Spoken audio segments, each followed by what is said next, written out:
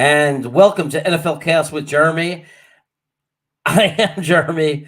I bring the chaos. I think I'm having a little bit of technical difficulties, or whatever you want to call it. I can't talk today. We'll be back right after this. Hopefully, we'll get it straightened out. I would regret it if people look back at the first episode and you weren't on it. Yeah, well, I like that. It's called forward thinking. One of the worst beats in the world. We do. Our beat is horrible. Connor could shove that article up his ass. And then I went to that game, and I was like, this is the greatest team I've ever seen in my life. I'm a Jet fan. This is going to be the greatest run ever. Yeah. No, because if they take Aquanu, I'm not complaining. Joe Douglas is the king of keeping shit close to the vest. A 2, a 4, and a 6 for Darnold? Did the Jets really ruin Sam Darnold, or did Sam Darnold just suck all along and we were just trying to talk ourselves into it? And Hamilton is a player who can potentially make a very big impact. And suddenly, here we are today. You can't get rid of him. Right. It's like a plague. Joe Douglas was hired because he's not those general managers. Okay, Luscious. Somebody is going to fall just like Elijah Moore did, just like Michael Carter did.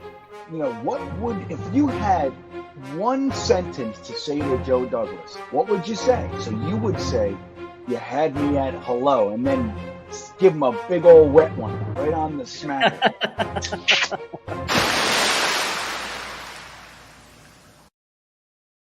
Okay, now can we finally get this gig rolling? Let me introduce to you now the man with the info, the man that knows things, the guy who can tell you about the different players, who's good and who's not, because you certainly won't get incredible information from me. Ladies and gentlemen, Dom C. Well, hello again, Jeremy. Hello. Take 2. How are you? I'm good.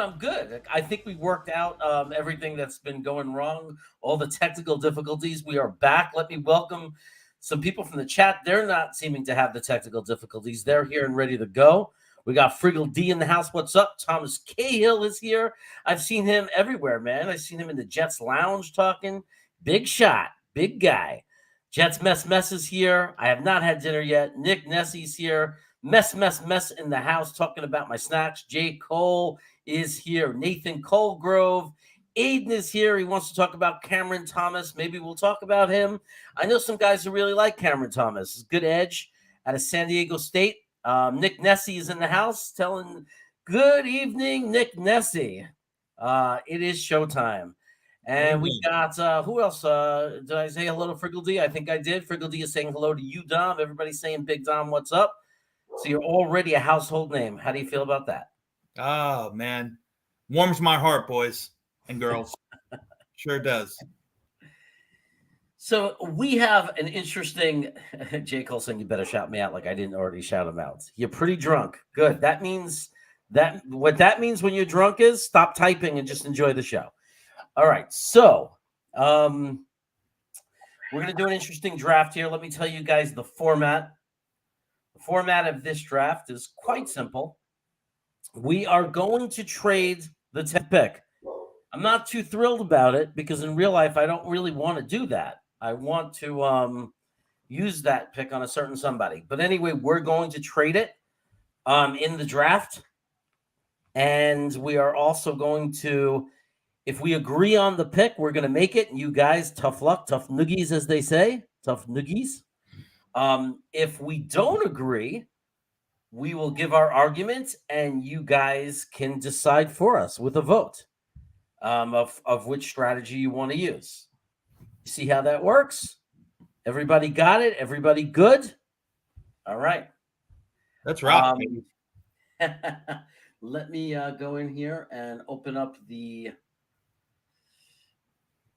draft app. You know, I looked into other ones, but they're so bad. Like the PFF app is just awful. That there's just no consideration to use it. PFF, PFN, the Draft Network. I mean, the one thing that I've come to realize is the one that we use, I think, is the most user-friendly. Yeah. So I don't think there's any argument to that. and which is why I think everybody's been using it, and why most mocks are using it. Mm-hmm. I'm going to share screen, bring it up. Here we go again.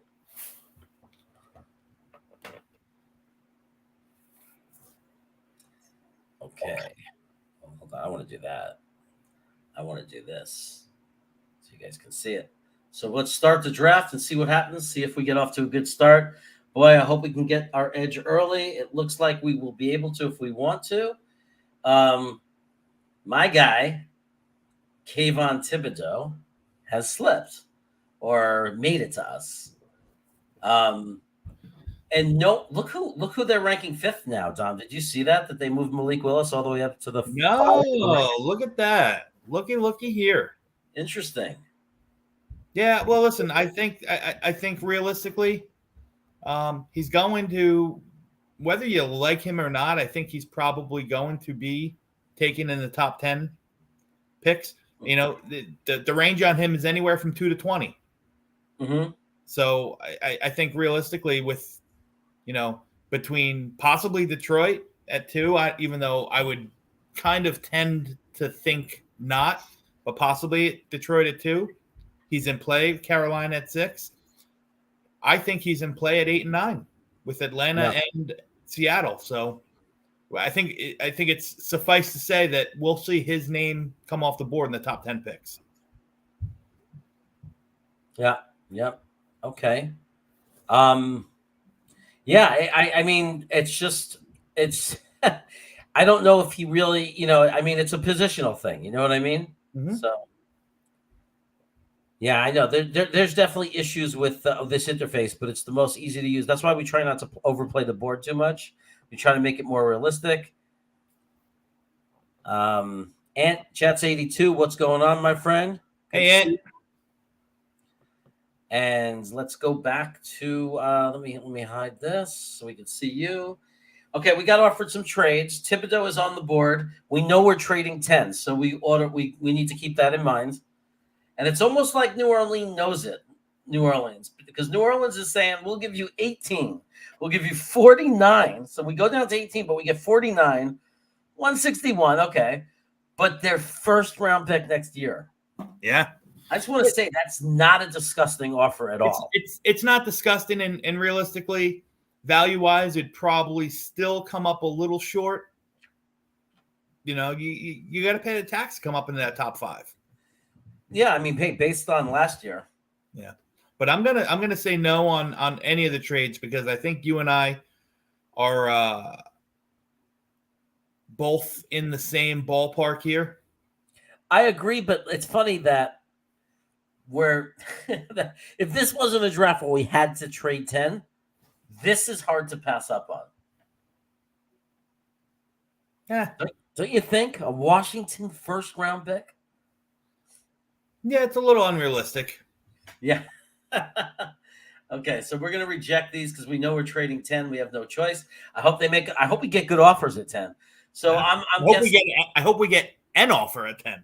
Yeah, exactly. Otherwise, we have to go out fishing to make the trade.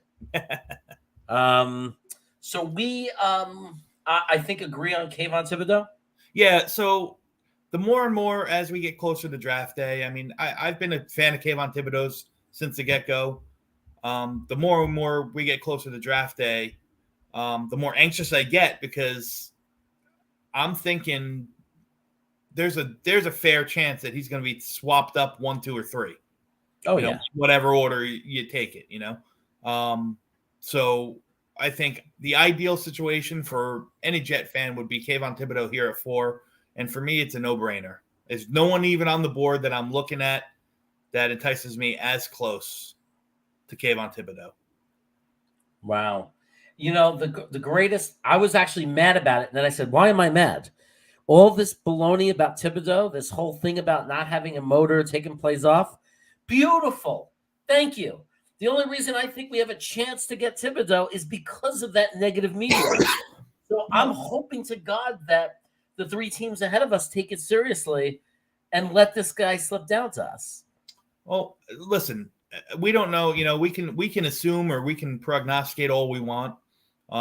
If I was a betting man, I'd say that right now I'd lean Aiden Hutchinson going number 1. Yeah. And, the needs with Detroit and with Houston, I mean, Thibodeau fits both of those teams perfectly. It would have to be an ideal situation for them to pass. That would mean, Malik Willis goes to 2, because I don't think,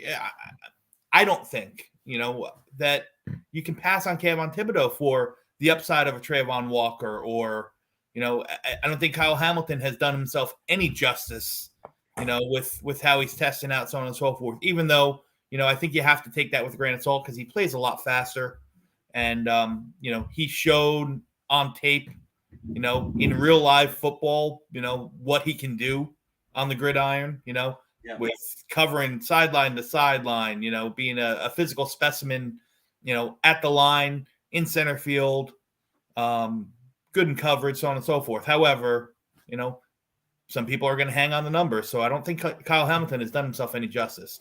If he tested out like an absolute freak, I think that would have been best case scenario for us.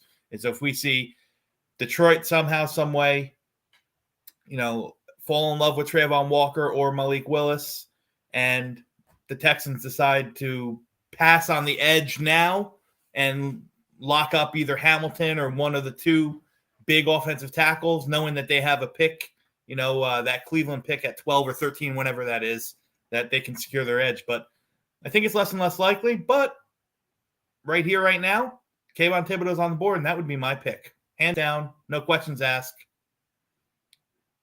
Nick is asking, does Saleh have a choice or just a JD decision? My opinion of JD, just from knowing him, is I think they have a really good working relationship, and I think he listens. I would guess it's exactly the way I have it at my school. My principal and I have a very good relationship. She listens to everything I say. I get a read on the staff, before she makes a decision. I give her lots of feedback, and then she makes the decision, just like JD makes the final decision. Most of the time, when it's something that has to do more with my realm, because I have my ear to the ground more, she listens and takes my advice, and it weighs very heavily. And then there are times when it's about legal things and things like that, and she says no and uses her principality to make the choice to go against what I want. And I would guess it's a similar situation here. Look, I feel like Thibodeau is the obvious choice. I don't even have to think about it. If he's there, I just grab him, and it's just that simple. And he's gone. We have 3 offers on the board here at 10, the pick that we're trading. Thank goodness. So they are.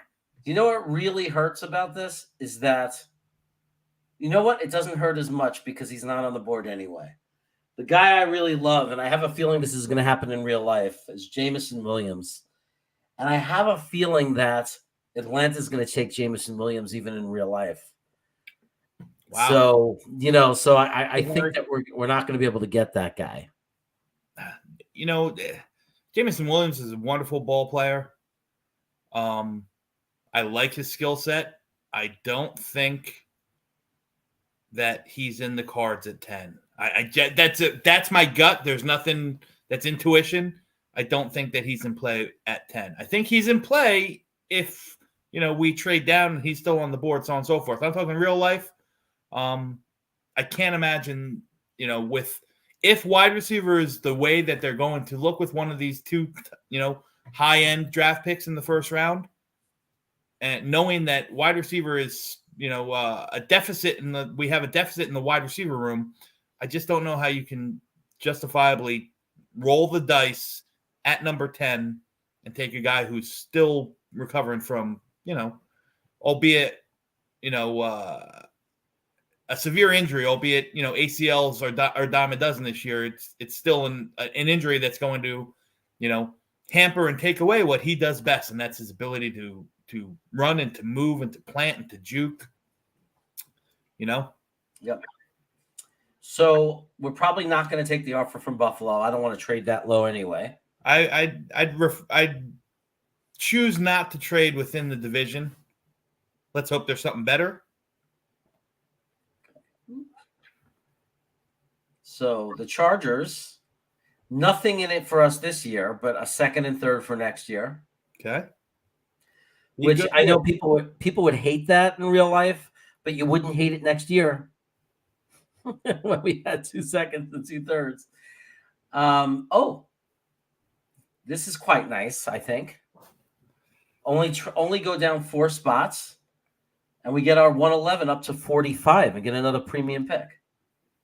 Yeah, this is the one I'm working with. I'm not going to say I'm going to fire accept right away. I might want to see if I can finagle that, maybe move 111 down, maybe add another pick in there, so on and so forth. But this is the one I would target.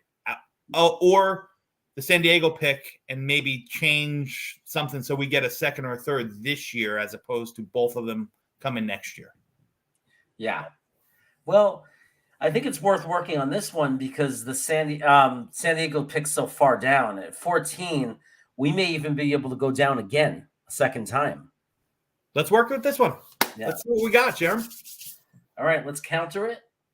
And I'll leave it up to you. What do you want to do? What do you want to say? so- That we want to give a 146 instead, or you want them to throw in like a 139, 141? Can you make that a little bigger for me? Sure. So 111 is right at the top of the 4th round, correct? Yeah. So let's say 32 times 4 is 98. So Plus comp picks. It's a little bit into the 4th round. Yeah. So at worst, what I'm going to counter with is move 111 to like 146 and see if they bite. If not, let's see if we can get them to throw back 128 or 120 or 139. Okay, so let's try it this way. You could have our 146.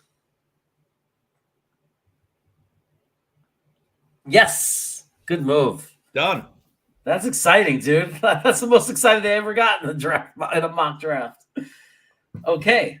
So here's what I'm talking about. We made the one necessary trade we had to make. So we can stop now.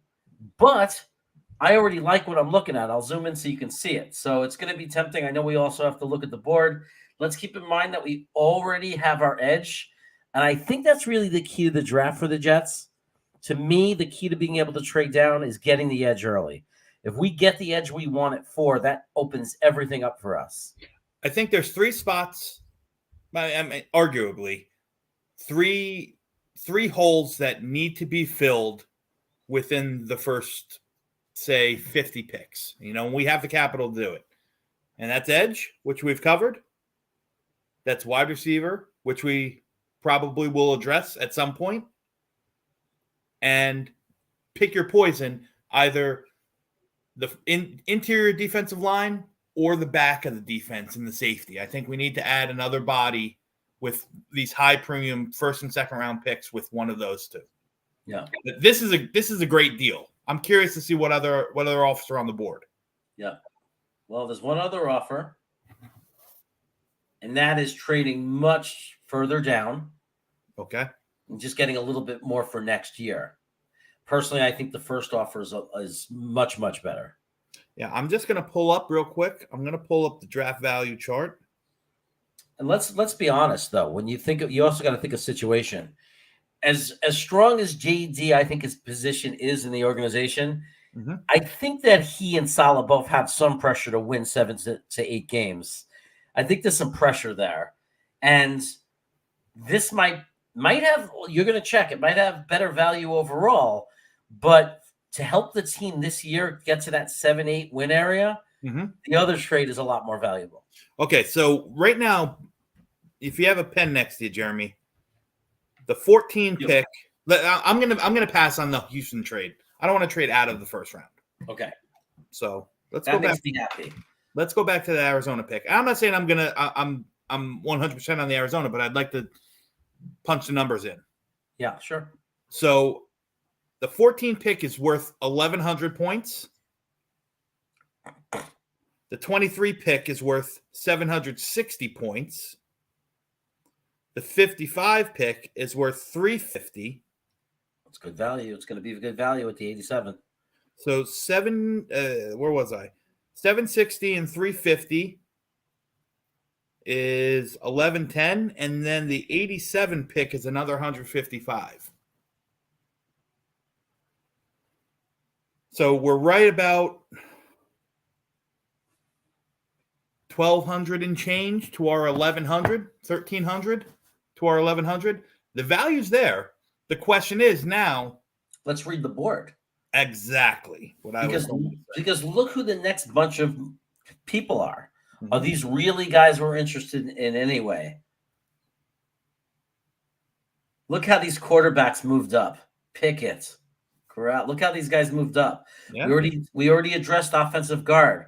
We're only now getting into players, and we'd be trading to 23. We're only now getting into the players we were really going to be looking at, right? Like maybe Chris Olave, possibly if you like him. Devin Lloyd, Daxton Hill, Drake London, Nakobe Dean. All these guys are back here anyway. And these are guys I would probably pick over these guys because we don't need Karlaftis now. We're not taking a quarterback. I'm certainly not taking a defensive tackle. I love Lindenbaum. I'm not going to lie, but I just don't think it's something realistic that we're going to do. What do you think? Yeah, I'm thinking the value of the trade is really good. I'm just curious on one thing. Can you just flip on the wide receivers for me? I know Olave's there. I'm just curious to see on that next wave Who's available. Yeah. So as you can see, there's a lot of high-value guys. Drake London, Treylon Burks, Dotson, Alec Pierce, Christian Watson. Lots of juicy guys. Yeah, I'm inclined to make the deal. I'm not going to lie. Yeah. I'm inclined to make the deal, and we're going to have a bevy of picks to really have at our disposal. This is going to be fun. Let's take this pick. Okay, right away, Dallas wants us to trade down one spot. I think personally they're after Zion Johnson, and that's why they want to make the deal. Could be after Zion Johnson. They could. You got to remember. Nakobe Dean. Well, Nakobe Dean, they could be at. Listen, they have some holes to fill all over. They lost 2 wide receivers. Mm-hmm.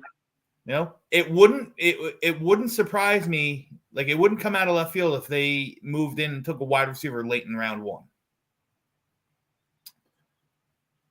So I'm going to leave this one to you. I get it. I'm okay with staying where we are and taking our guy or discussing our guy. If you want to move down a pick and roll the dice. All right, that was only the one offer. The Giants are offering a second if we go down to 36. I'll go right through that and say no way. Kansas City's offering a second if we go down to 29. That's tempting. Second round pick, man. But that's almost the early third because Kansas City is going to be at the very back of the second round. Yeah. Yeah. I like Dallas. I would move down one pick with Dallas. Yeah.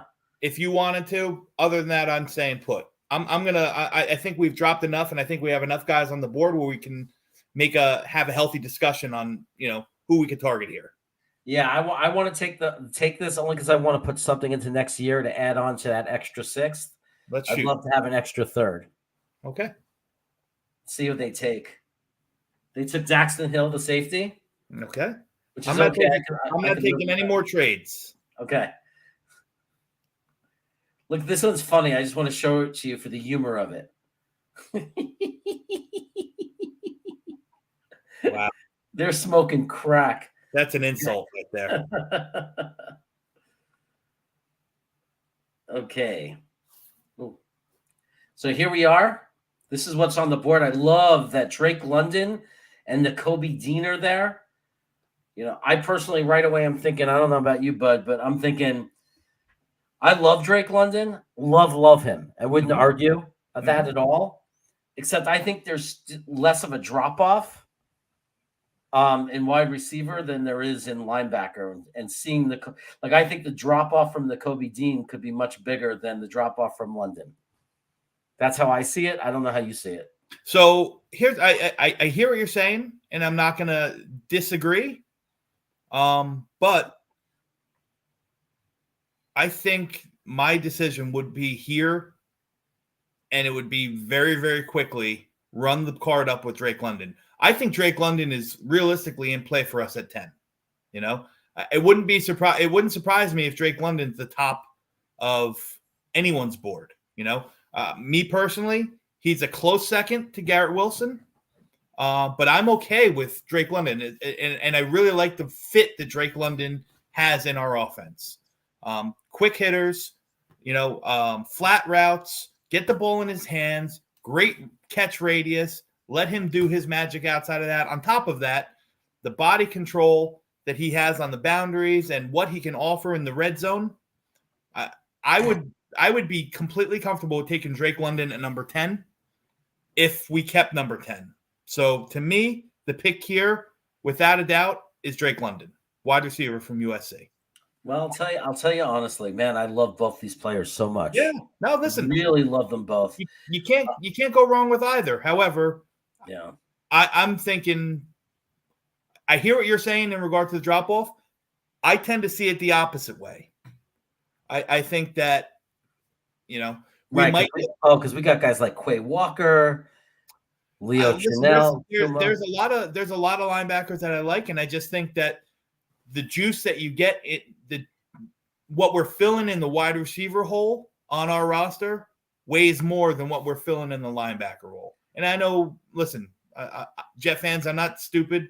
I know our linebackers were not a lot to write home about, but I think if we fix other aspects of that, a lot of the pressure is going to be taken off of them. If we address the edge, which we have, if we address the defensive line, if we address the back of the field, they're not going to be left. They're not going to be left out, to dry, to, have to make all-star plays 100% of the time. And from everything I'm hearing and reading, at least, I shouldn't say here, but everything I'm reading, Salah's very comfortable with the guys in our linebacker room. Quincy Williams is an enigma. He showed out at times. He played great at times. The stuff that he can do, reading and reacting and getting in the backfield and blowing stuff up, and with big hits, it's wonderful. His pass coverage is a lot to be desired for, but we still have Jamie Sherwood coming back. I'm not giving up on him. The transformation of oh my God. Why am I drawing a blank, Jeremy? Nasruddin from Florida State. The transformation of him into the linebacker, who knows if he's going to be able to, make that transition. But I think right here, right now, the value for Drake London is well above anybody else on this board. Yeah, Drake London has moved up in my rankings. I was down on him, and then I read reports that he's going to be fine, that he's going to be completely healed, and it's nothing to worry about. He was a great wide receiver at USC.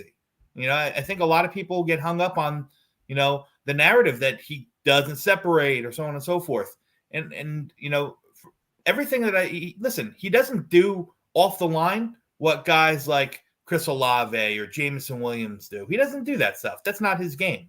You know what I mean? But he does gain separation. He gains separation with, complete understanding of how to use his length and his body, and this ridiculous, catch. Although he might have a guy in his, hip pocket that maybe Jamison Williams would have, gained a step or two over, he can still break. He finds the areas. He uses those huge hands and that great catch radius, and that's where he gains his separation. He gains his separation with using his unique and uncoachable length that he has. Does Drake London, do you think he could play in the slot? No. Okay. No, I don't. I don't think Drake London's a slot receiver. I think he's probably as true of an X as we'll have. And, realistically, you have Drake London. I mean, listen, I shouldn't say no, he can't. He did line up in the slot a lot at USC, but I don't think that's going to be his bread and butter. You think they'll move Elijah? I think he's a boundary receiver. I think Elijah Moore plays more in that slot role, and or Corey Davis. Corey Davis can play inside and outside as well. Well, You I have think JD loves the versatility, so he could just move them around like crazy. Yep. Yeah. So I don't know what Nick Nessie was saying something about who you're going to sit. I don't see how we'd have to sit anybody. I mean, well, obviously, I think what Nick, and I'm not speaking for Nick, but I'm assuming how I interpret that is he's saying who you going to sit. We just signed 2 tight ends in free agency, and we're going to be in a 12 or heavier set personnel more of the times. That's right. We probably will run that more than we did last year. Absolutely. But realistically, there's going to be times when you're going to have multiple wide receivers on the field. we're gonna rotate. There's gonna be plenty of games where we're trailing, we're behind. Sure. We're gonna have 3-4 guys spread out, and So I see. I mean, it's a good point, but I think that we need another weapon. I mean, plus we see how often Elijah Moore hasn't shown that he can stay healthy yet, right? I mean, he's a small guy. He missed a bunch of games. Corey Davis missed a bunch of games. I think you need to have another big weapon in there. You can't take a chance that you're marching out Tariq Black, to play for you. We just can't do it. Yeah. So I'm with you. Before we make the trade, Anthony G wants to know, because I have to do it. I mean, before I make the pick, do you want to try to trade some of our capital from later on up to get another pick up here so we can grab a guy like Nakobe Dean or anyone? And I'm thinking no. I'd rather at this point I'd rather have Christian Harris or Quay Walker at linebacker, and in addition have the pick rather than give away draft capital. Listen, I can see it's so hard to do on the real time on these simulators because, like you said, we haven't made this pick and we already have to try to plan for the other pick. I wish there was a way, and maybe there is. Can you pause as the picks are happening so we can see who's coming off the board? Not that quickly. I'm okay with moving up to 29, 30, or 31 if there's a guy that we think is still on the board that shouldn't be there, and those guys, it would be maybe the Nakobe Deans. It would be a guy like Lewis Seen or Jaquan Brisker. It would be a guy like if one of those, late round offensive linemen started falling. It's not a bad option either. Again, we're going to need offensive linemen. We're going to have to take an offensive lineman in this draft, and we're probably going to have to take one within the first 3 rounds. We have George Fant, who played great last year. Still not signed to an extension. He's in his last year of his contract. We have McGovern in his last year of his contract. Although I'm an advocate for him and I love him to death, I'd be lying to say if I'm not concerned about the health of Mekhi Becton. So we're going to need to address offensive line at some point. So and I don't even know if he's on the board. You talked about him before. Zion Johnson's there, he'd be a guy I would trade up for. Yeah. So I think what I could do is I could take the trade and run to the pause button as fast as I can. Nick, I don't think we would cut Davis because we only have 1 more year of paying him and we have plenty of cap flexibility. So I don't think there's any reason to trade him. I mean, I think we can go this year with him and we control him the 3rd year with the ability to cut him. So if we were going to trade him, we could always trade him next year because we do have a year of his, we have him for a year if we want him. So the team that traded for him would have him for a year if they wanted him with the current contract. I don't think we would trade him now. You're talking Corey Davis, Jeremy? Yeah, we're talking Corey Davis, I think. Yeah. Listen, I don't see why Corey Davis in the big picture, we didn't see a lot of what Corey Davis really could do. He was hurt. He played through an injury, and then when it finally was too much, I mean, we didn't really see him. There's chemistry there between him and Zach. Yeah, he had too many drops early on, but I mean, he also scored 2 touchdowns game 1, and had plenty of other games with big plays. He's a target. He's a weapon. Is he in a grading scale, letter A to F being the worst? Is he an A? No, probably not. But he's a solid B. He's a 2nd or 3rd tier wide receiver, and $13 million a year is not that expensive in this day and age. I mean, guys are getting 25 and 30 now, right?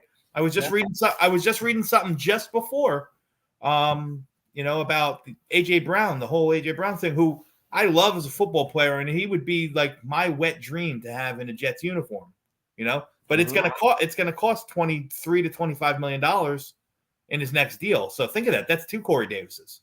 Yeah.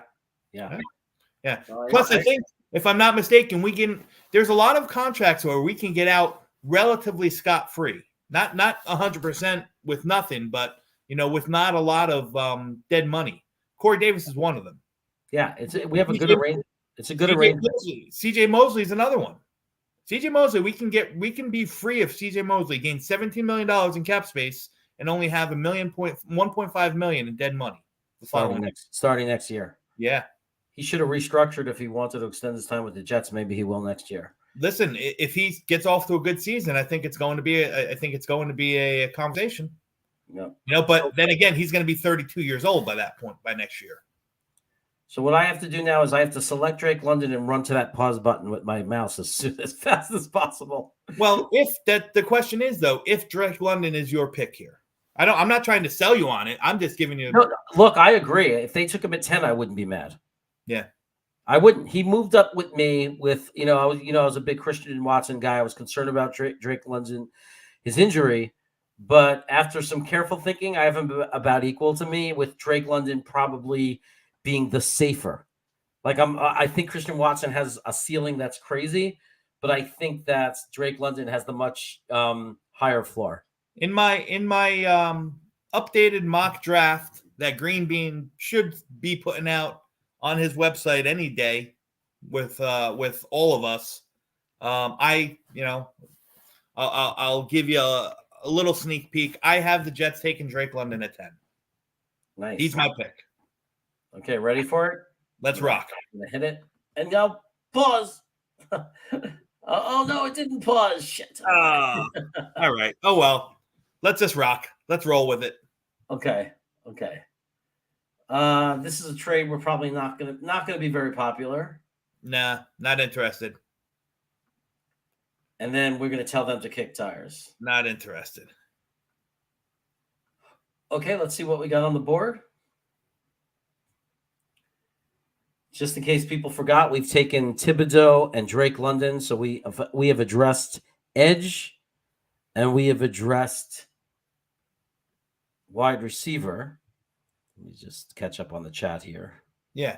Jeremy, can you also tell me, click on the little Jets logo, what picks do we have here in the second round? What picks do we have here in the second round? Let's go do that. I got to fade back to do that. Okay.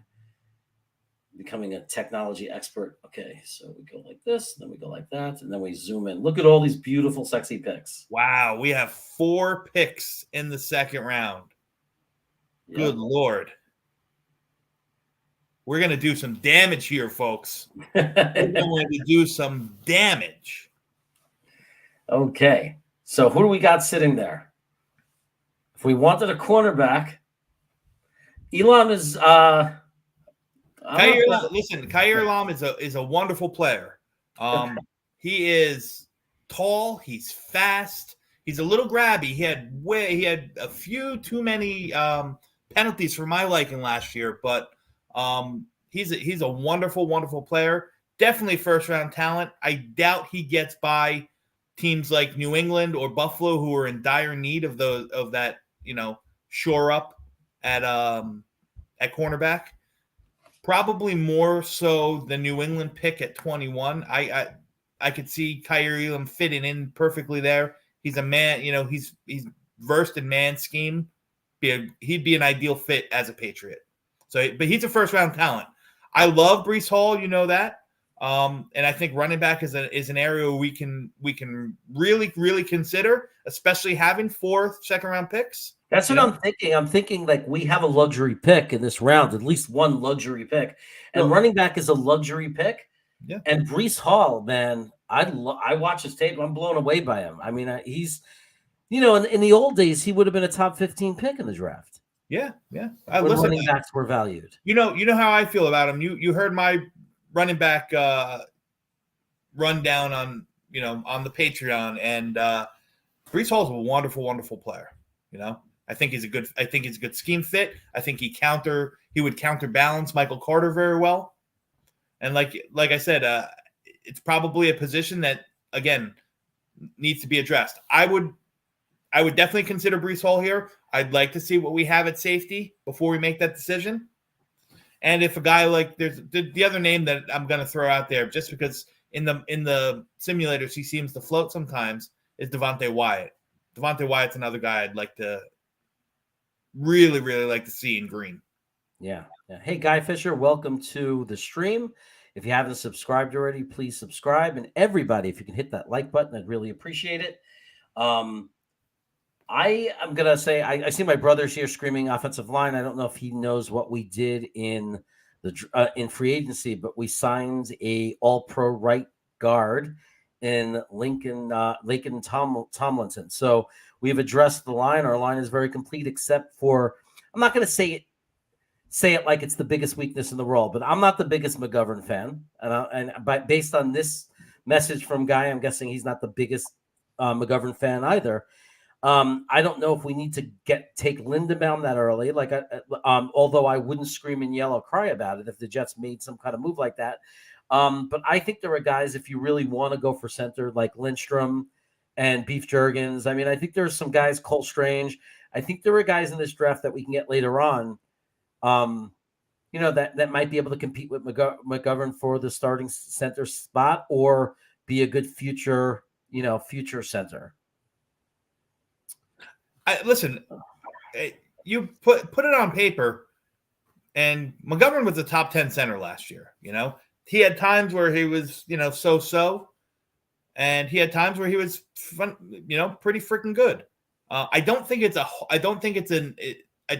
a hole in our lineup, and I'd be more than happy, not saying disregarding the position at all, but I don't think it's anything. I think there's more pressing needs, between safety, linebacker, running back, defensive line. I think they all take precedent to finding a center to battle it out with Connor McGovern here. Again, if Linderbaum falls, that's one thing, but Linderbaum didn't fall. Right. I would, with all that said, I really want to finally have an offense. I want my team to score points. We haven't scored points forever. Okay. I just want to be a team that scores points.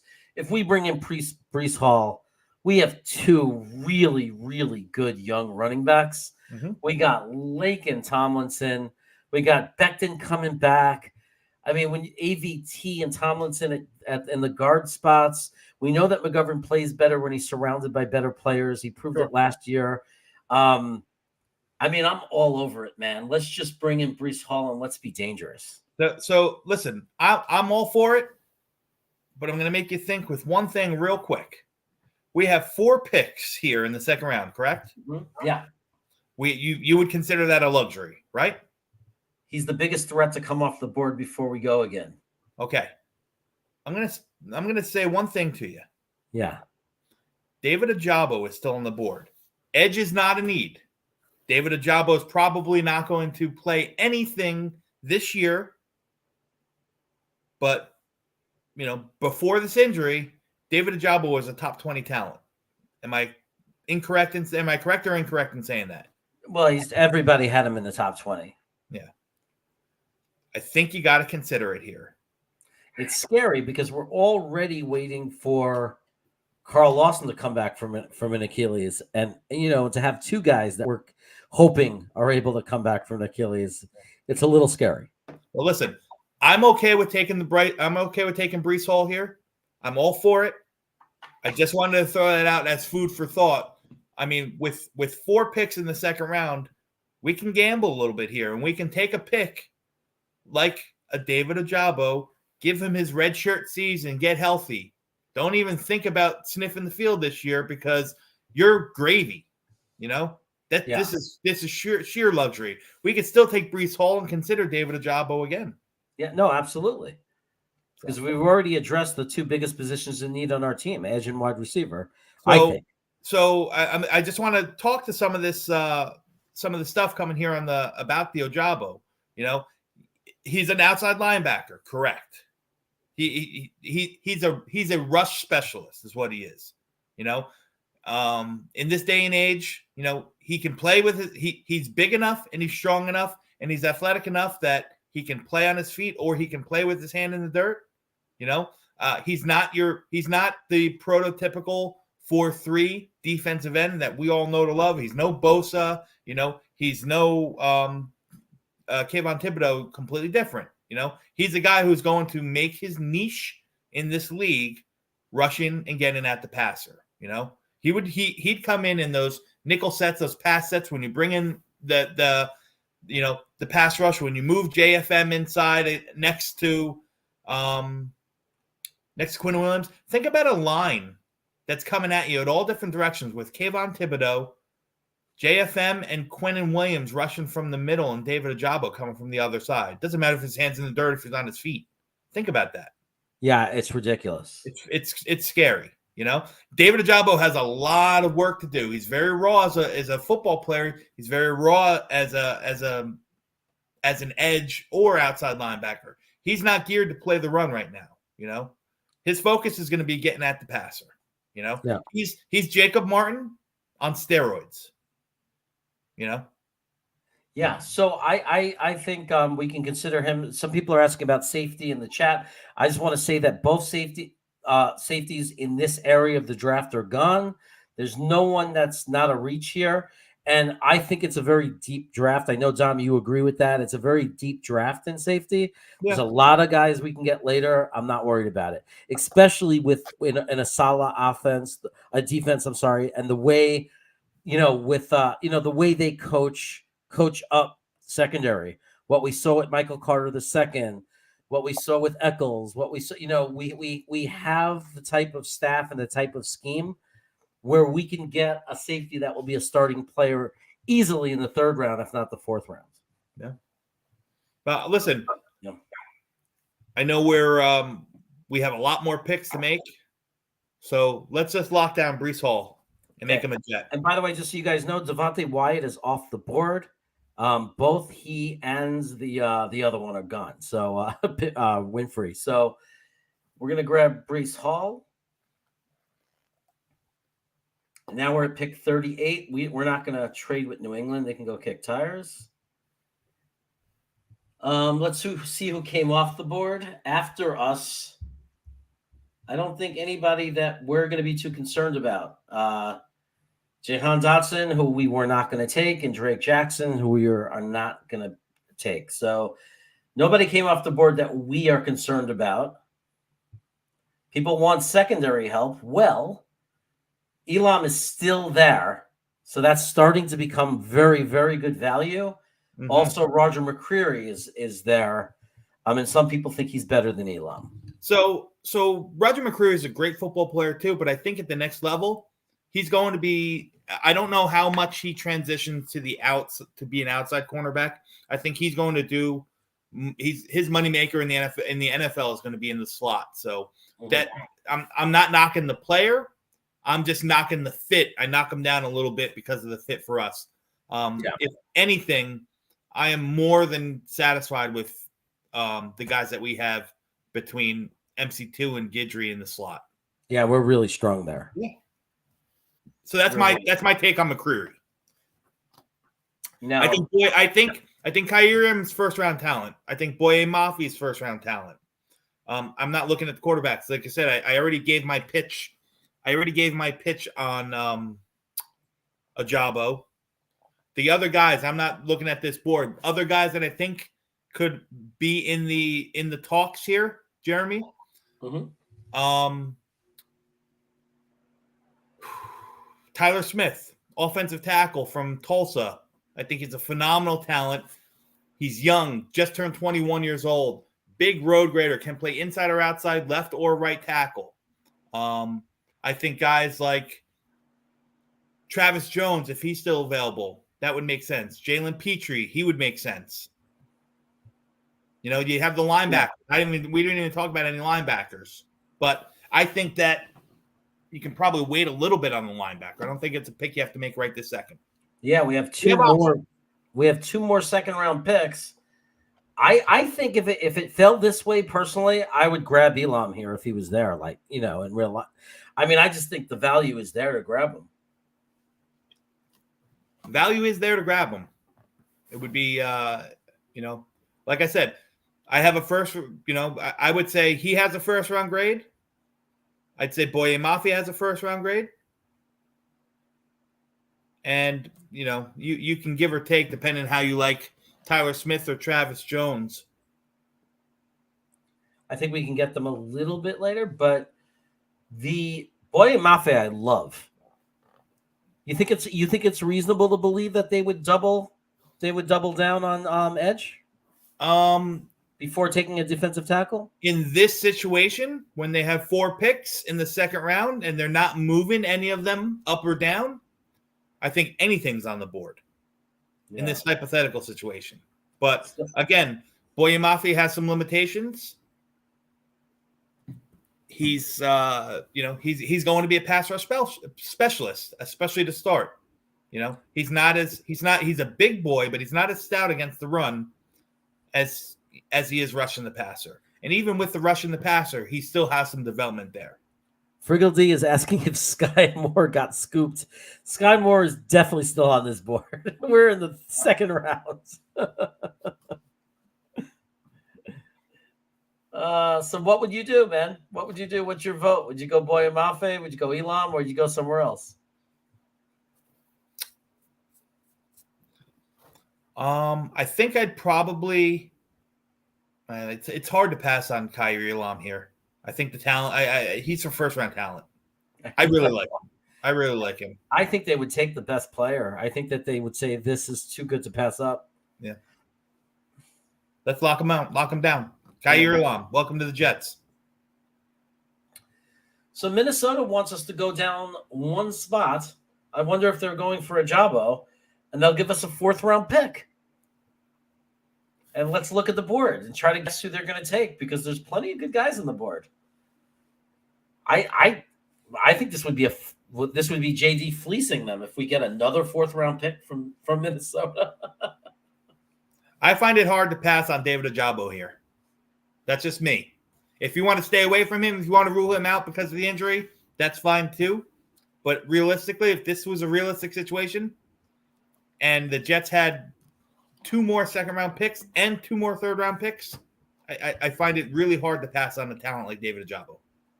And you think Minnesota's definitely trading up to grab him, right? We have to assume that. Click on Minnesota. Let's see who they've taken so far.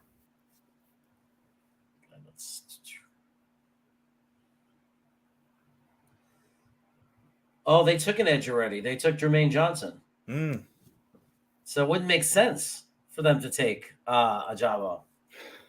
They got some holes. They can probably fill. Well, I mean, didn't they just sign? Almost knocked over my light. Didn't they just sign the linebacker from Darius Smith? I think so. They have a good edge. I thought already that they brought in Darius Smith. Okay. Yeah. I mean, I don't know if it always makes sense. This simulator, if it's going to make sense, but in real life, if we wanted Ajabo, I don't think they're taking Ajabo. Yeah. I'm thinking 2 things. I think you either take Ajabo here, and he's your, like I said, he's your red shirt. You have him next year as another edge, another person you don't have to worry about. It's kind of like taking a first round. It's kind of like trading for a future first round pick in layman's terms. Or, 2 guys that I mentioned before, we can address Jalen Petrie, who's probably going to come off the board if he hasn't soon, and we can look at the linebackers if Christian Harris is still there. Well, Harris is still there. I think after this pick, we have 55. So I think we would get Petrie or Harris at 55. But maybe not. We could lose out on both of them. I don't think we would, but we could. I mean, it's not impossible. Petrie's, in this system at least, he's all the way down at 59. Bernard Raymond's still there too. Huh? Bernard Raymond's still there too. Yeah. I mean, there's guys. And Fidarian Mathis. There's some guys, down there. So we're not out of good players yet. Alec Pierce just staring you in the face. I know we already addressed wide receiver, but that's hard to look at. Yeah. How long could you look at him and Trey McBride? There's a lot of great players. So I feel like trading down one, there's no horrible situation, Let it rock. Okay, we're going to accept, see what they take. They took Roger McCreary.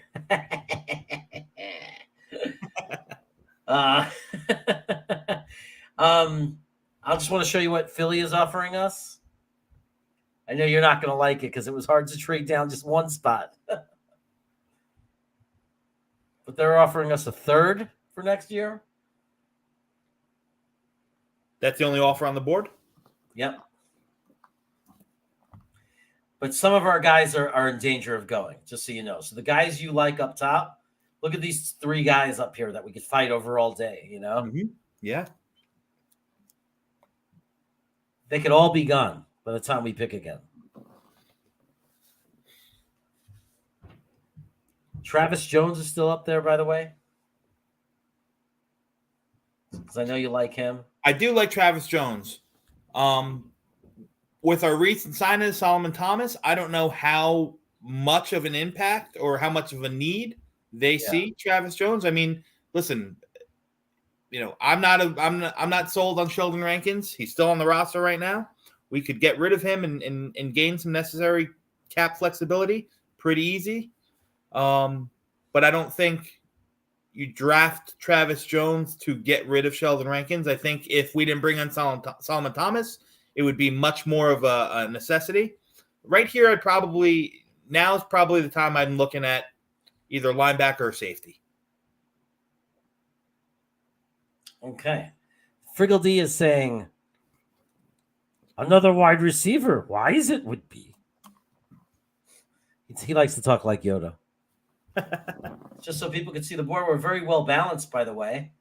Defense, offense, offense, defense. 1 shoe, 2 shoe, red shoe, blue shoe. Okay. So Christian Harris is just staring us in the face. Let's lock him in. I love him. You don't have to tell me twice. I love him. Great football player. Even a better athlete. Okay. So before we take, let's look at the board because we have 2 trade offers. Just to take a quick peek at the board. Now, somebody mentioned Ajabo is still there. Mm-hmm. Okay, so it's getting more and more tempting, right? Travis Jones, like you said, we don't need him. Christian Watson, Friggle D would probably love that pick. I don't know that we're necessarily done at wide receiver, but there's also Jalen Petra, who may or may not be there if we took one of these trades. Because if we went down 6 spots, we might still be able to get Jalen Petra, but we'd be risking it. So what are you thinking? You want to look at the other trade offer? Yeah, let's look. Okay. Doesn't hurt. Because just so you know, that 163 would turn into a 93. So okay. that a very irrelevant pick would become a relevant pick. And then some garbage freaking offer from LA. Yeah, reject that. Yeah, all they do is offer garbage, the Rams. Like, we'll give you 35 of these crappy picks if you just give us one real pick.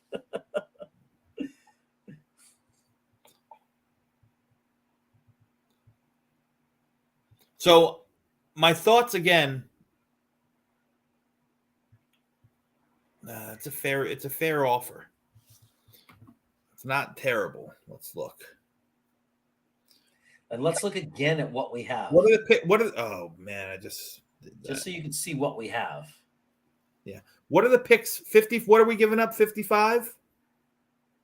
Let me show. Yeah, we're trading down 6 spots if we take this trade. We're trading down 6 spots, but we're moving up 70 spots. So 55 is 350 points. 61 is 292 points. So that's a difference of 60 points, just say, roundabout. And then 93 is 128, and 163 is 24. So there's a 40 some odd point difference in the value, which would be the equivalent of a 4th round pick, late 4th round pick. I'm okay with taking this. All right, so am I. I love it. I love building for next year. At the end, I don't care. I know a lot of people get bent out of shape. Man, I love draft picks. And we can go to next year with a whole bunch of more draft picks. I'm all about it, man. And you know, if we don't have any extra number ones next year, maybe we could throw a few of those extra seconds or thirds and move up to the first, you know, and have a second first round pick, you know, whatever. Yeah. So look who's still on the board. We're in great shape here at 61. We know what our needs are. We've taken a linebacker. We took care of that. Ajabo's still there. I think it's hysterical. There is the safety, a very, very good safety, and a very, very good wide receiver are both on the board. So I think, again, I sound like a broken record here, but I think the decision has to be between, if I was making the call, the decision's between Ajabo and Jalen Petrie.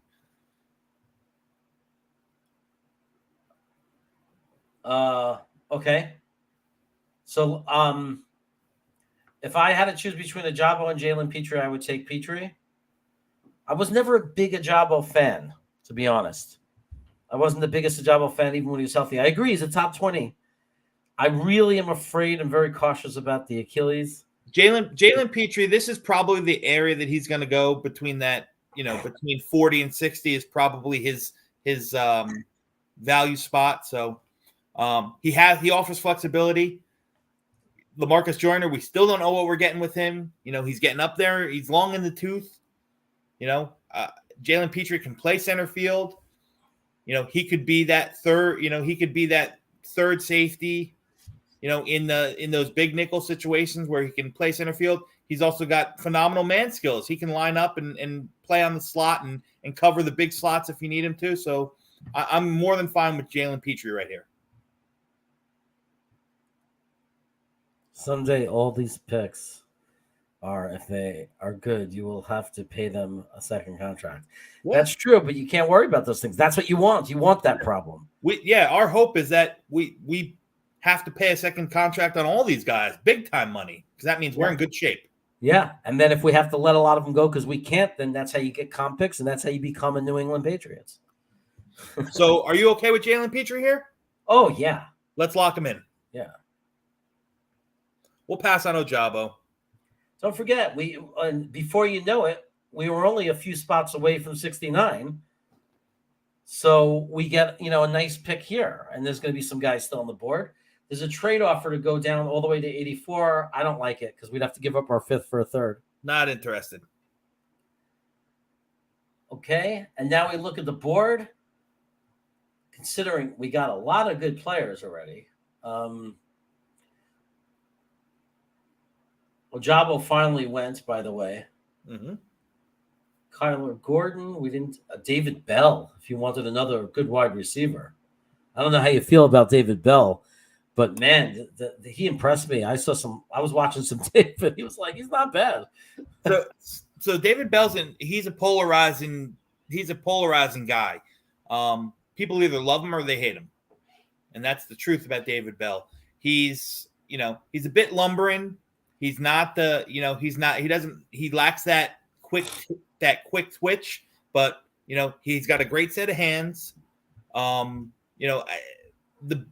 Quincy Enunwa is probably a really good comp to him, and Quincy Enunwa I thought was a good jet. He was never an all-pro caliber football player, but big, strapping, bulking, physical kind of receiver. Sure hands. Checking out the guys that are still on the board. Mm-hmm.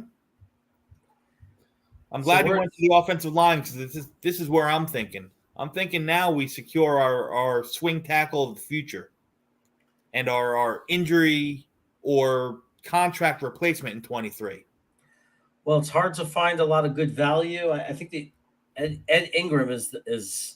I mean, it's hard to find good value here based on these rankings. Yeah. I'm not worried about these rankings. Okay.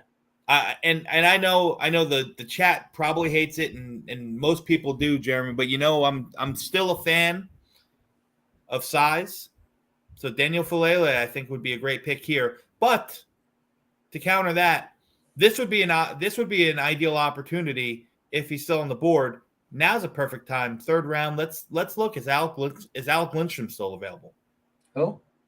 Lindstrom, the center for Boston College. I think he is. He is still there. That's my pick. I freaking love Lindstrom, dude. I want him so bad. I wanted Lindstrom on our team so bad. If we can't get Lindenbaum, I gotta have Lindstrom. Let's rock. Lindstrom's my pick. There's our future center. And if he looks great, we can cut McGovern and start him right away.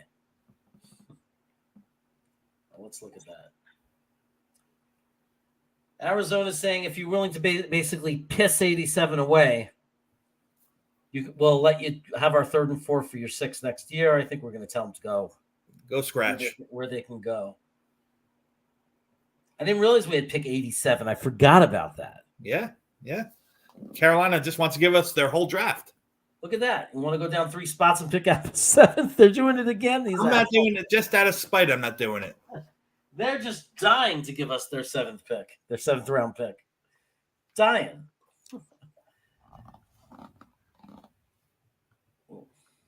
Okay. So let me go to the big board so we can just see the big value. Your boy Daniel's still there, and that's at 87. That's exactly what he's forecasted for. The one problem I have with Daniel Falele is not his size. It's how he played at the Senior Bowl. Oh yeah, he definitely didn't show up. He was definitely exposed. But again, he's not a guy that I would ever want to pick and have to plug and play. He's a developmental guy, and at this point, 3rd rounders, third rounders with this draft that we have in this mock simulation, we're looking at development. There's not many guys that need to come in and produce right away, Mm-hmm. So I'm all on taking best available. And Egbare is a great player. He's stout against the run. He's he can get at it, not as much. He's definitely a tier or 2 below some of these other edge rushers. But I think the value's there, and I'm just looking at what you show here. Dulich, he's impressive. He was not a guy I really honed in on when I did my review on the tight ends. But the more and more I see him, and the more and more he plays, he shows up. We're going to need another. I don't think a tight end is a bad option here either. I'm just looking right here at what you got on the board. Right now, if I blew up tight end, there might be guys that you're more familiar with. It's up because I'm surprised about the Jeremy Ruckert and Ferguson. They keep slipping. I don't get it. Yeah, well, listen, I love Ruckert. I think Ruckert's a great football player. He's going to have limitations. But where he's not going to be limited is what he can do as a blocker for the run game. Mm-hmm. Brian Asamoah, great football player. I know. Feel like we got a pretty good linebacker already, though. And for a team that probably doesn't think they need that position that much, it's highly unlikely they take 2 linebackers, right? They really believe in Sherwood. I think. Listen, Sherwood's a hitter. People fail to remember. He'll get up there and he'll smack you in the nose. Yeah, but he's coming off of an Achilles. Man, that injury scares the hell out of me. Yeah, if we double up at linebacker here, I wouldn't be upset about it. Again, considering that I really think this is the last year we're going to have CJ Mosley on the roster. So you're going to have to think about starting to replace him. Right. I still think swing tackle could be, in the cards. Yeah. Do you think Daniel Falele could be a swing tackle? Yeah. I think Daniel Falele, if he's coached up right, he could be a right tackle in the NFL. It might take him 2 years, but I think he could do that. It really, again, it depends on what you feel is your best available here, because we got luxury with all these picks. We are in the luxury zone. You could double up at linebacker. You could take another offensive lineman. You could take another guys. You could probably even, depending on where the wide receiver board fell through, maybe you get a guy that, could come in and be your number 4 if Mims doesn't, pan out. Yeah. Absolutely. Yeah. Nicholas Petite Ferrer. He's as hot and cold of a prospect as I watched on the offensive line. Mm-hmm. There was plays that he just gave up, and then there's times where he looked like an All-Pro.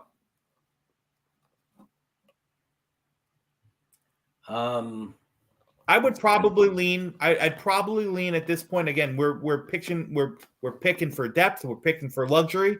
I'd probably secure another linebacker, knowing that we have one more year of C.J. Mosley. We have Sherwood that's still, on the fence. Again, I don't know if this is not predictive of what the Jets would do. This is what I would do. That's where I would probably lean. Okay. P.G. Hudson Jr. says Moon from Florida. Do you know that player? Moon from Florida. I don't know who that is. Defensive lineman? I don't know. We'd have to look.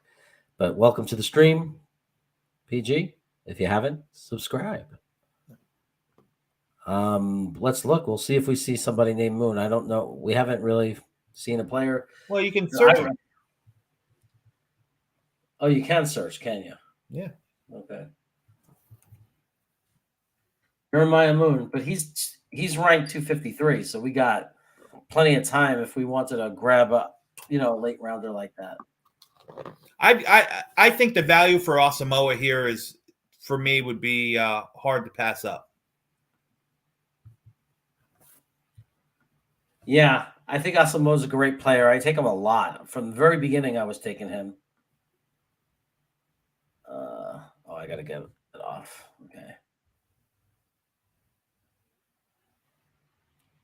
Moon looks like the kind of guy that, just saying, based on his ranking, he might be a guy you get as an undrafted free agent. You bring him in. I can't say that I did. Yeah, that I know a lot about him. So. Yeah, I don't. So it's hard to make a decision like that. We also have pick 93. My God, how did we get all these picks? Are we locking in Asamoah? We did. We did. Let me see. Yeah, we have 87 and 93 because we kept trading down in the beginning. Gotcha.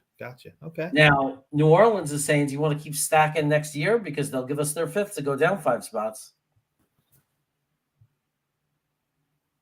And then the Raiders are saying, if you go down to 104, we'll give you our 5th. They can kick tires because this is a much better offer. True. This is a very good offer because right now we're at the point of the draft where we're all over the board anyway. Yeah. I think we could bring in another wide receiver. I think we could bring in another offensive lineman. I think we could bring in defensive lineman. I mean, like I said, it's all luxury. It's all value at this point. Where's the best value? Yeah, I say that we get another pick for next year. Hook it up. Yeah. Let's go down 5. I'm cool with that. You know how JD loves to build up that draft capital because he turns it into gold, Yeah.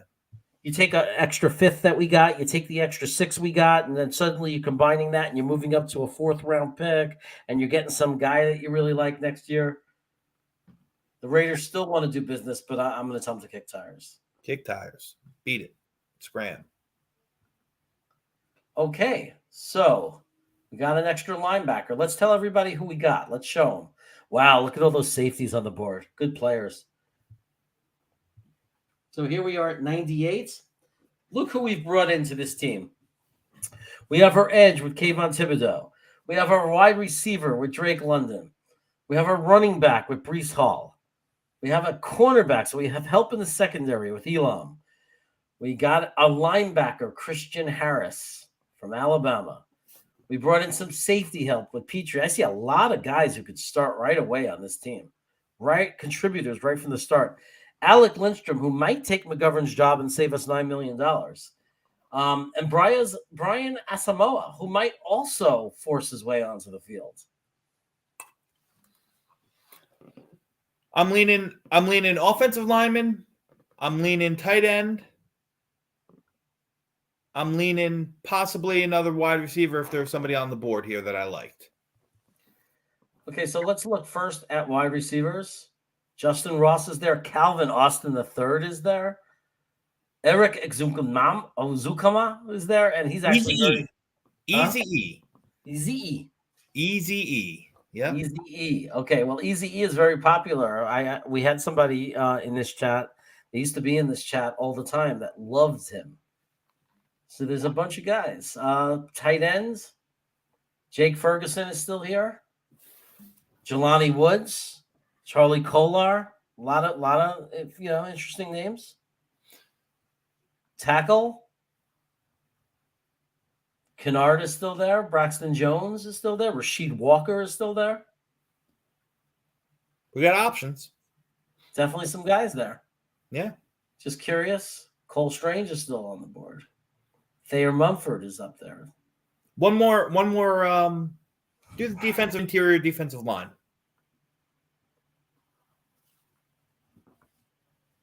Oh, Chris Hinton, Michigan. Yeah. And John Ridgway, Zachary Haskell. I like all these names. All these guys are potential future starters, you know?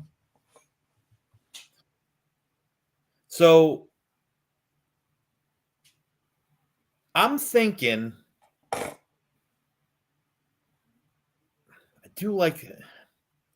think I'm leaning towards tight end and either going Ferguson or Jelani Woods. Now they're two completely different types of tight ends, so it's really pick your poison. Which one you would prefer if you want to go tight end? That is, that's where I would go. I personally like Jelani Woods. You know, Draft Tech has him as the second overall rated tight ends. He's a guy that I've been on since, probably since December or January. Yeah, man. Oh, they don't have information on him, but you can see 6'7", 253 pounds, man. It's hard not to fall in love with that. Yeah, red zone threat, big target, good blocker. I like it. Let's grab him. I'm all for it. Jelani Woods, welcome to Green. Welcome plenty of time to develop them because we got two very solid starting tight ends already, so we can develop him forever. Look at that pick that went 110, Wan'Dale Robinson. Remember when people were talking about him at 35 or 38? It's amazing, right? Kirby Joseph went at 109. Calvin Austin, a lot of guys came off the board. Tyndall came off the board. We don't care about him too much. Let's go to the big board and see what it looks like.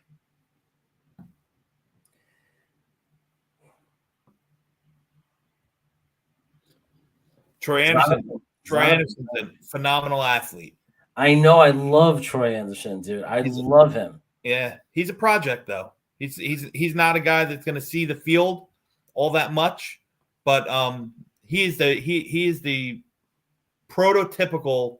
If I could label a guy a prototypical JD player, that's Troy Anderson. Captain, hard nosed. He's going to excel on special teams right from the get go. That's what I really like about Troy Anderson. Not saying that I think we should take him, but I'm just talking about the player himself. How do you feel about Matt Waletsko? Waletsko. He's a big boy. I don't know. I don't know how good of a fit he'd be in the zone scheme. Probably more of a power blocker. But he does some good stuff. I mean, he's from a small school, Kennard. A lot of people like Kennard. Yeah, he's a good player. A lot to like. Yep.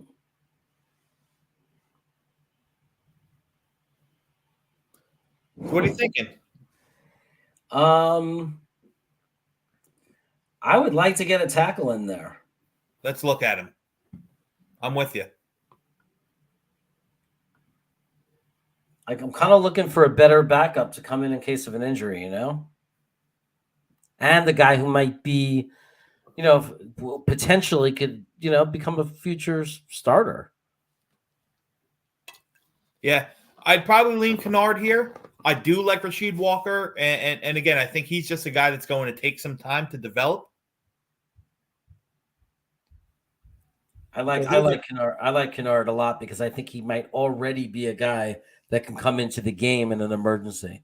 Yeah, and he has more chops if in need be. If you need to move him inside, Darren Kennard can play inside more so than Rasheed Walker. Rasheed Walker is a right tackle in the NFL, and that's it.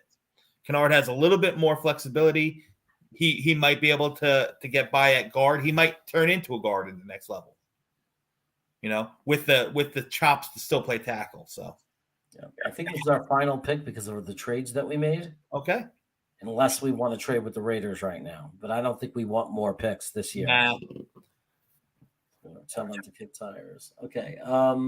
So let's look. Let me see if that's true. Yeah, I think it's our last pick. Let's see what we got. If we missed anything. Wow, look at how many players we're bringing in, man. And I like them all, too. I'm not going to lie. I think most of them would make the squad. So Thibodeau, London, Hall, Elam, Christian Harris, Petrie, Alec Lindstrom. I love this. Brian Asamoah. My God, this would be a dream. Jelani Woods, Darian Kennard. Can you see anything? Like, do we bring in a tackle like he did last year with his last pick? Does he bring in another wide receiver? Maybe. Those are probably the two spots I would look at. Defensive tackle and wide receiver. Yeah. Well, if we look at the big board, I don't see many defensive tackles, but I see some wide receivers. We got, you know, double EKZ or whatever you call them. Easy E. We got Shakir. A lot of people like Khalil Shakir. I know he's an interesting guy. I'm going to tell you a little bit about Shakir. He's got a great mindset. He did one that offense in Boise State was a little bit more wide open. So he did a lot with the ball at the line of scrimmage. Those screens, those short, quick, flat routes. He's quick. I think he's destined to be a slot receiver in the NFL. He's not a guy that's going to play on the inside. He's not big enough to play on the outside. But I think he's a phenomenal talent to add here as a slot receiver. Again, we have Braxton Berrios. I understand that. But with all these picks that we did, we have options. And take a guy like that, like Shakir, another slot receiver, can help out on the special teams, offers a skill set that, you know, isn't a bad thing to have. A guy that, you know, is sure-handed, that can, you know, work on those little gadget plays if you need to, you know, very Braxton Berrios-esque, but bigger than Braxton Berrios. Yep. Yeah. And I actually heard an interview on the NFL Network. I forgot who it was with, and they had him on, and you know, in a 15-minute segment, you know, he's a guy that that you could tell that, you know, he's grateful to have the opportunity to play in the NFL. You know, he's going to come in here and work hard. You know, he was well-spoken. He, you know, you could tell he's intelligent. He's a student of the game. He's a guy I really like. Green Bean wants to know what we're doing. Yet another draft. What We're else? killing it, Green Bean. That's what we're doing right here. We're slaying this mock simulator. Hey, PG, I love Cade Mays. I love Cole Strange as well. I love both those guys. But I think after taking Lindstrom and the tackle, I think we're probably – I don't know. I mean, I think we kind of addressed the offensive line. You want to look at the defensive tackles? It's best player available right now. So, yeah, if you want to look at defensive tackles, I'm all for it. Like, again, John Ridgeway, Haskell Garrett. Right off the bat, jump right up. Decent players. Yeah. I'd probably still lean the kid from Boise State, personally. The wide receiver? Yeah.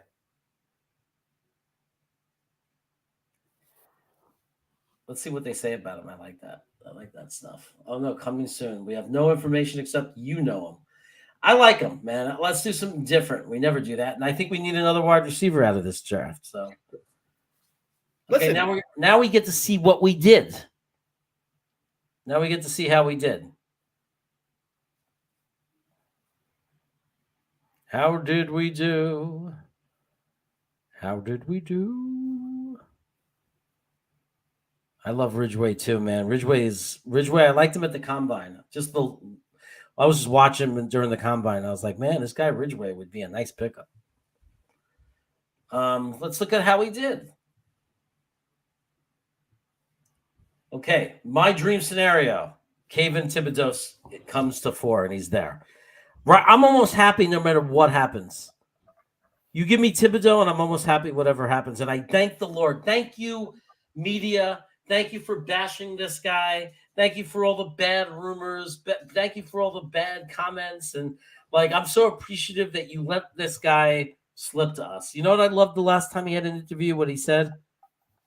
He goes, I don't understand how you could watch the tape and think there's any player better than me. I love that. I don't disagree with that. Yeah. He's talented. Yeah. You know? Drake London, he's not my one guy, but he's moved up into my top 4. I'd be happy with Drake London. Big, huge target. And definitely create space regardless of what anybody says. Breece Hall. So we get a running back, man. That's kind of cool. He was a luxury pick because of our trades. So we get the luxury of taking a running back nice and high. He's a juicy one, man. I say honestly, back in the day when I was watching football in the 80s and 90s, this guy coming out of college is a top 15 pick. Listen, no question about it.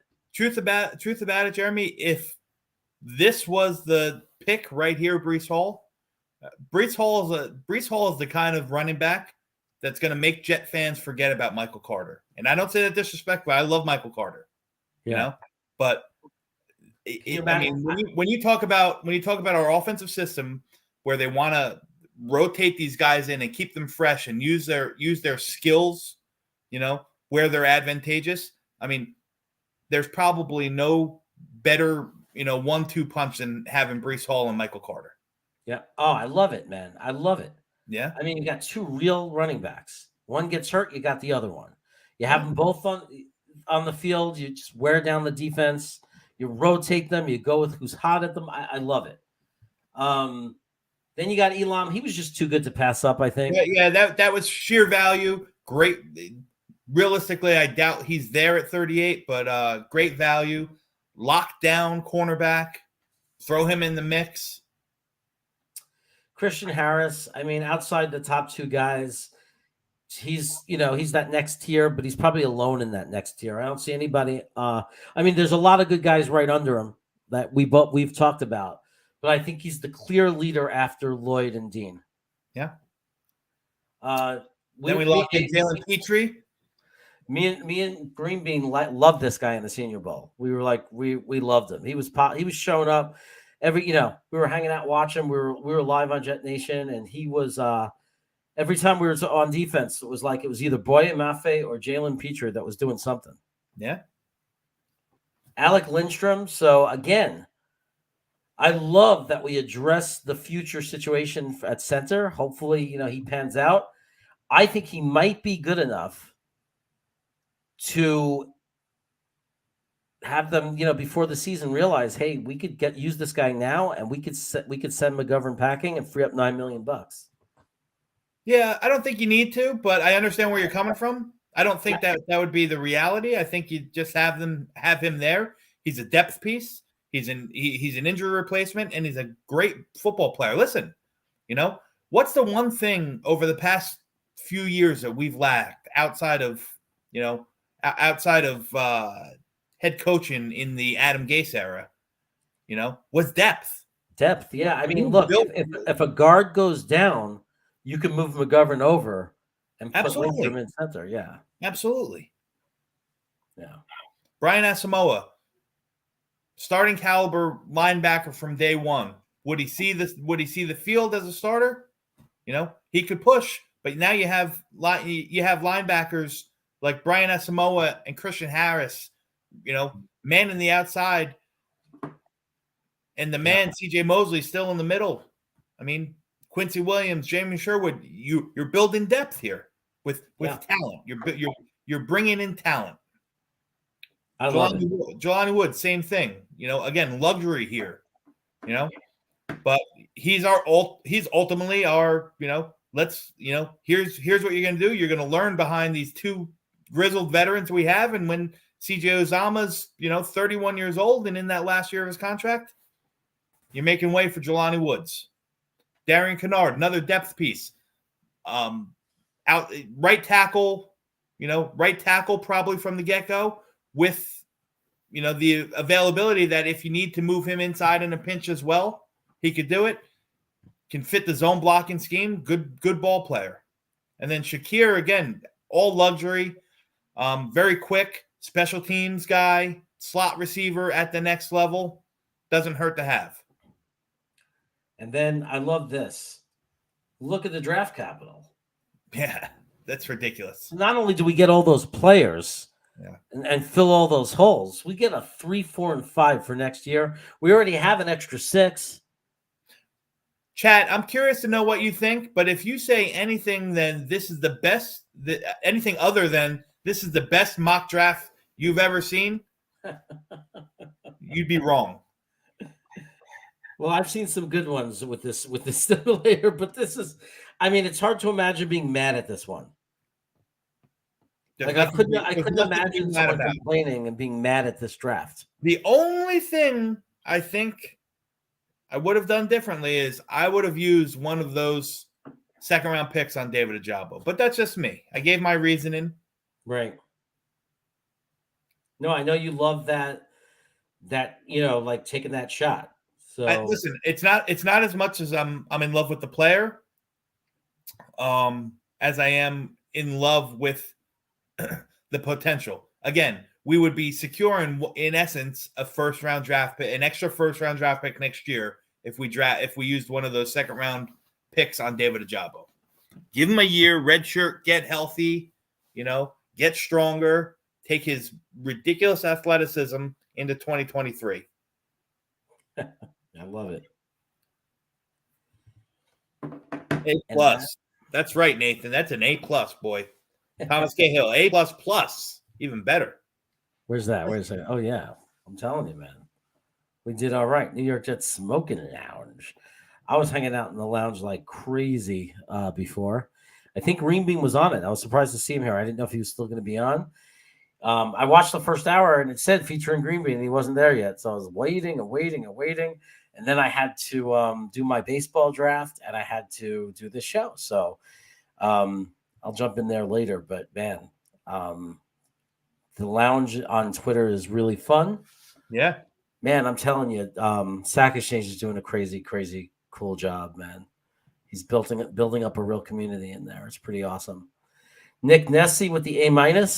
I love that. PG says it's strong. I appreciate that. Damn right it's strong. Green Bean said it looks like it. This is a pretty good one. It doesn't get much better, Green Bean. Thomas Cahill. Okay, this is way back when people were telling us what to do. The lounge. I thought you were supposed to be in the lounge, man. I spent 2 hours and 15 minutes in there laughing out loud. Yeah, I was there from, I think, 4 to 5. And they kept saying you were coming. And then at 5 o'clock, I had my baseball draft. So I had to jump and use my phone for that. And my work computer gives me all kinds of problems. And then I was finishing up my draft. I didn't really finish the draft. I just got to a point where I filled all the positions. And I said that the computer could just pick all my players now. I don't care. Because typically all the bench guys, I end up picking up guys during the season, dropping guys. It doesn't even matter. I just need to get my main 3 pitchers and my main 5 or 7 position players. And then I just, do everything around that. Trading down was important. Well, trading down was the theme of the show. So we decided that we were going to trade down no matter what. And what the way we got lucky is that we had 4 offers, so we were able to take a trade down to, I think it was 14, and then we were able to go from 14 to 23. That So was by the being big. able That to- was the big move. That's what gave us 23, a second, and a third. That's why it's nice to trade down in small increments. Yeah, and again, guys, realistically, I doubt all those trade downs would really happen, because we're not going into we're not paying 11 or 12 draft picks this year. But you build, again, the theme of our mock today was what happens if we trade down from 10, and that's what happens. We traded down from 10, then we traded down from 14, then we traded down a couple times in the second round. We traded down one time in the third round, and it just kept, the value was there. So we said, why not? So we locked in an A++ draft on top of adding the capital that Jeremy desired next year in 3, 4, with a third, a fourth, and a fifth. I love it, man. I love picks, and I want to build, like, as far as for like the next year. I know it's like not as fun for people because they want to have that sexy looking list of players.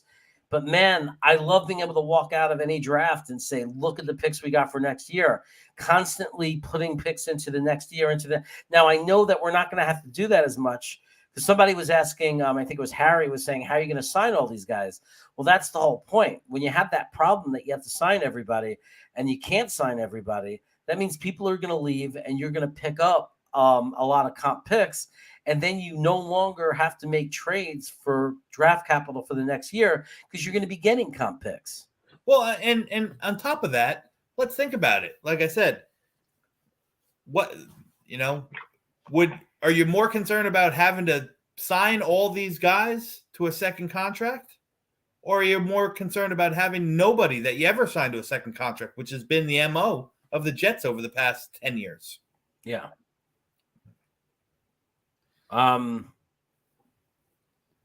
Yeah.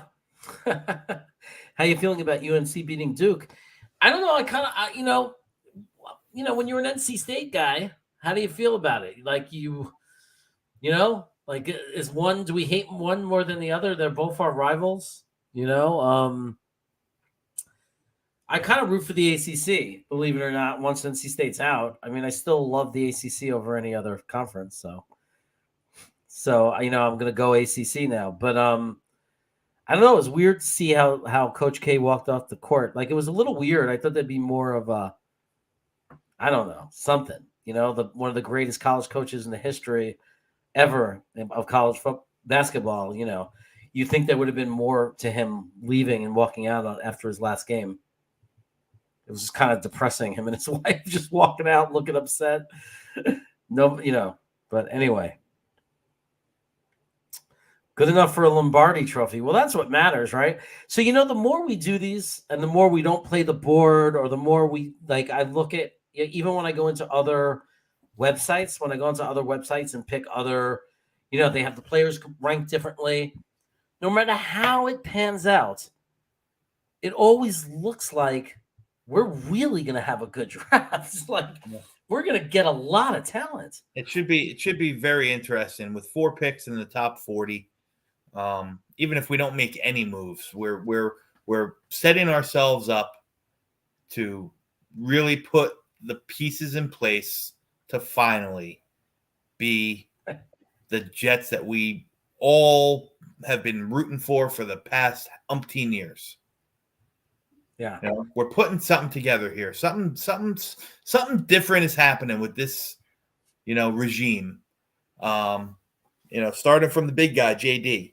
Something different's happening, and I'm all for it, man. It's time, It's time that we finally put together the team that we all deserve as Jets fans, that we know we have, and again, I trust the process that JD has put together.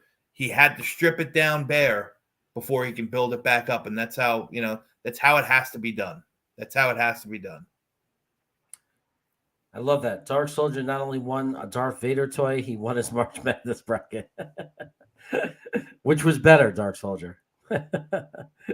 PJ says B++. Nice. Is that like an A-? I think. I'm a principal. If I saw B++, I'd say, why didn't you just give me the A-? He just wants to leave space for us to improve and get even better. I'm excited, man. Because think of last year how exciting it was after the draft, and now imagine. Now we don't even have to take the quarterback with the top pick. Now we get 2 picks that are higher, like the second one is even higher if we don't trade it, and we get to use 2. Like we're gonna be floating on cloud 9. And so this is my setup. My setup is I'm gonna be downstairs. I'm a big screen TV. I'm gonna be watching the draft. On my computer, I'm going to be running the Jets panel, 24/7 panel, right? With O'Leary, Ryan, and what's that other guy? The guy with the crazy beard. So I'm going to be watching that panel, and my wife is going to be filming me with my phone whenever the Jets pick. So then I can create a video that shows my reaction to the picks. I like it, man. I don't have afterwards. I could do a review. I don't have anything crazy planned for the draft. Yeah.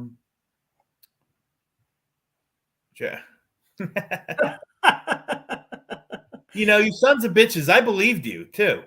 I was like, oh man, that's I said great for him, but man, Israel, that's gonna be I have put that in my Facebook every year for 12 years. And it took me longer than usual, and 2 people beat me to it and said, "Jeremy, why aren't you telling us about moving to Israel?" And Adam figured it out. Watson K figured it out right away. Did you see right away? I did. I saw it through the text thread, and I guess I'm not too bright. I don't catch on to those things too easily. I didn't even realize it was April Fool's Day. Green Bean didn't realize that Adam put that in there either. Like I thought Adam made it very clear I was just joking because he made a comment saying, "Oh, it's April 1st." And Green Bean didn't know either. He didn't like a day later he was saying, "So you're leaving or something. Do you even speak Hebrew?" And I said, "Oh my God, he still thinks I'm going to Israel." I was like, "Holy shit." Man, there's still some people, some people every year act on that Facebook. And I never really say that I'm just joking. So, and I swear to God, there's this one person, I'm not going to say their name. There's this one person who has on 2 different occasions this year and a couple of years ago said, "That's amazing. Good luck." So even though I fooled them 2 years ago, they're still saying it. So he was telling his wife about it. So my answer would have been, if I was going to Israel, according to my wife, when you go to Israel and you're Jewish, they give you money, they help you out. And one of the things they do, it's like a birthright kind of thing. So any Jewish person can go to Israel. So if your life sucks in America, you hit your low, you can always go to Israel. Like if you're Jewish, you're welcome there. And what they do is they throw you in an all Hebrew language school. It's complete immersification. They only speak to you in Hebrew. So you have no choice but to learn what the hell they're saying.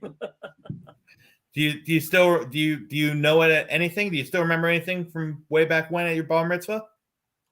I could recite like the 2 blessings, the 2 main blessings, and then I know a little bit of because I was dyslexic, so my parents didn't want to make my life even harder by learning to read Hebrew backwards. So I memorized that. I'm laughing because it's funny the way you said that. Yeah, no, it's the truth. And I memorized 2 verses from the Torah, because the bar mitzvah, people think there's a certain amount you have to read. There isn't. A bar mitzvah is simply a celebration that you are old enough, that you're now a man and you're allowed to read from the Torah. Before your bar mitzvah, you're not allowed to read from the Torah. So it's basically people celebrating the first time, like you're getting to come up and read from the Torah. So it doesn't matter how much you read. You can come up there and read 1 sentence. So I memorized 2 verses, and then you have to do the 2 blessings, because everyone that prays from the Torah has to say 2 blessings, the same 2 blessings.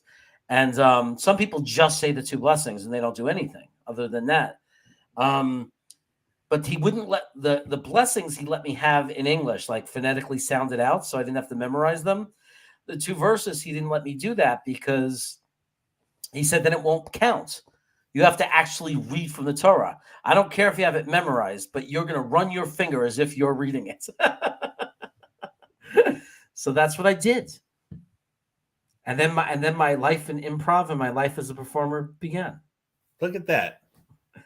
AC's mind. Look where AC's mind is. And AC, the good thing is you walk around Israel with an American passport hanging out of your pocket. You'll get one of those Israeli girls to come back to the country with you and marry you. Yeah, but they're all in the army. No, it's true.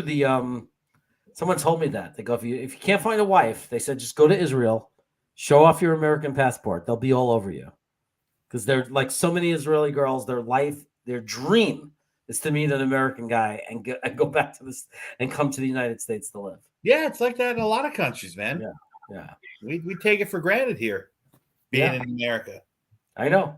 It's a lot of complaining from everyone, but everybody else in the world wants to be here. So, except we haven't seen our friends from New Zealand or Australia tonight. I wonder what's going on, if there's some kind of holiday there. I don't see Bismo. I don't see Braden. I don't know what those guys are. Yeah, sons of bitches. Maybe Braden had to go to work today for a change. He's been having to go into the office for a while now. Last few weeks. So interesting. So I named this show, like in the name and the title, 2 players the Jets have to grab in the draft. And we really didn't do that because we didn't really agree on the 2 guys. I think we agree on one of them. I think we both agree that if he's there, we have to take Kayvon Thibodeau. Yeah. I think that I'm going to give my other guy that I feel that we have to take in the draft, and you can give yours again for anyone who missed it. The second guy I believe, if he's there, that we must take in this draft is Jameson Williams. And I know that you're not as big on him because of the injury, but I watch Chris Sims' rankings, and I know some people think, oh, he's trash, he's this, he's that. People don't take it seriously. I don't go by what he says like it's a religion. I don't like walk away from hearing him and say that's how I think. But I do then I do listen to him carefully, and then I watch tape.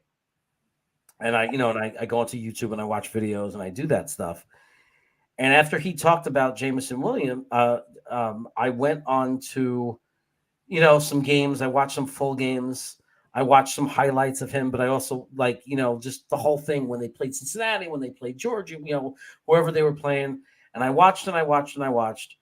And I realized this is a very special player. Like the way he runs routes, the stutter steps, the speed, the explosiveness, the way he accelerates, the route running is as crisp and clean. Sure. Reminds me of Elijah Moore. And I thought about it, and I said, and then just by coincidence on Twitter, some people sent out some video of him 2 months after the surgery, doing squats and jumping up on both his legs and looking like he's completely healthy.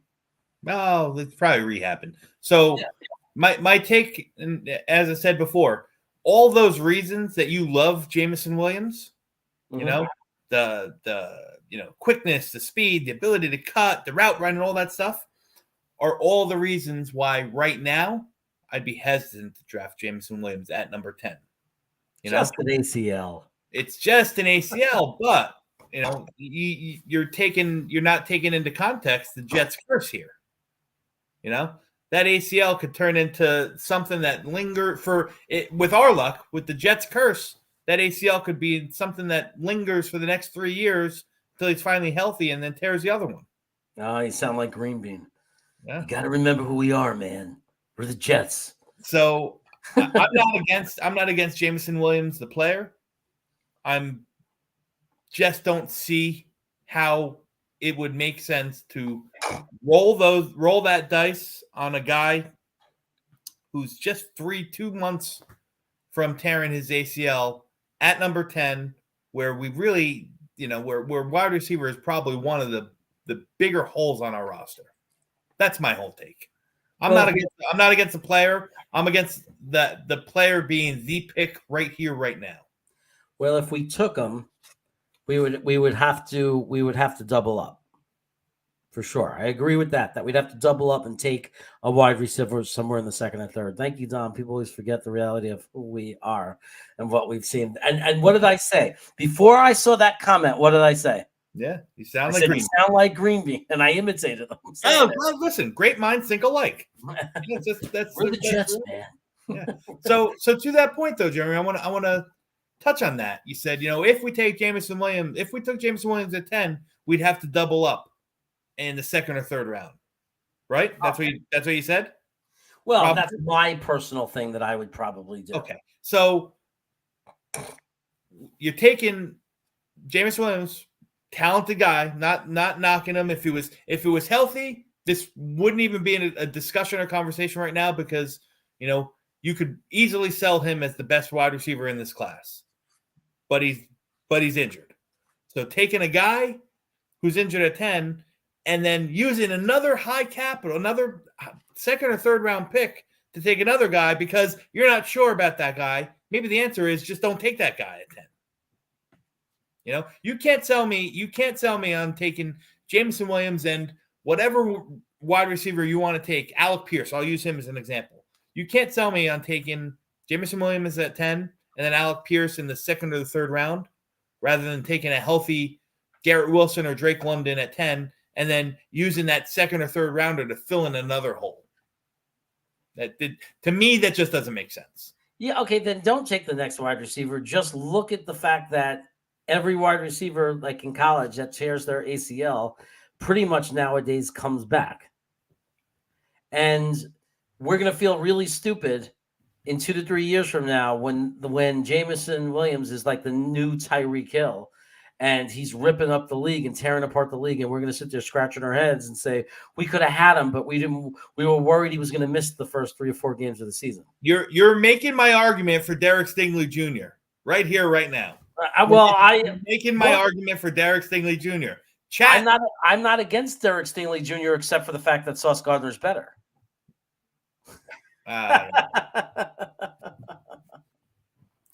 Listen, you take the healthy guy, and then you roll the dice. Listen, you're right. Could Jameson Williams be the next Tyreek Hill? Maybe. I hope he is. For his sake, he'll make a lot of money. Jameson Williams could also be the next Stephen Hill, for all we know.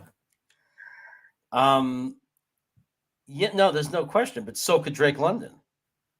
Absolutely. Drake London could be the next Denzel Mims.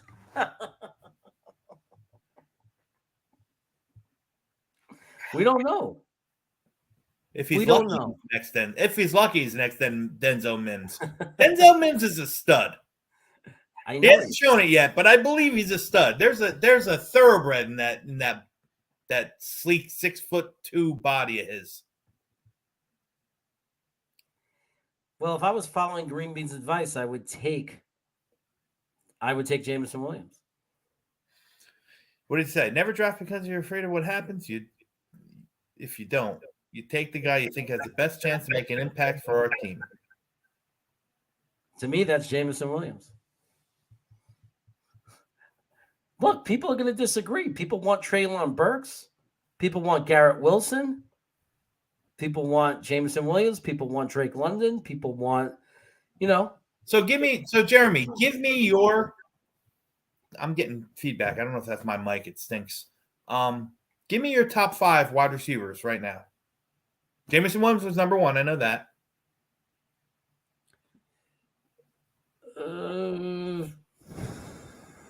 Man, it's tough for number 2.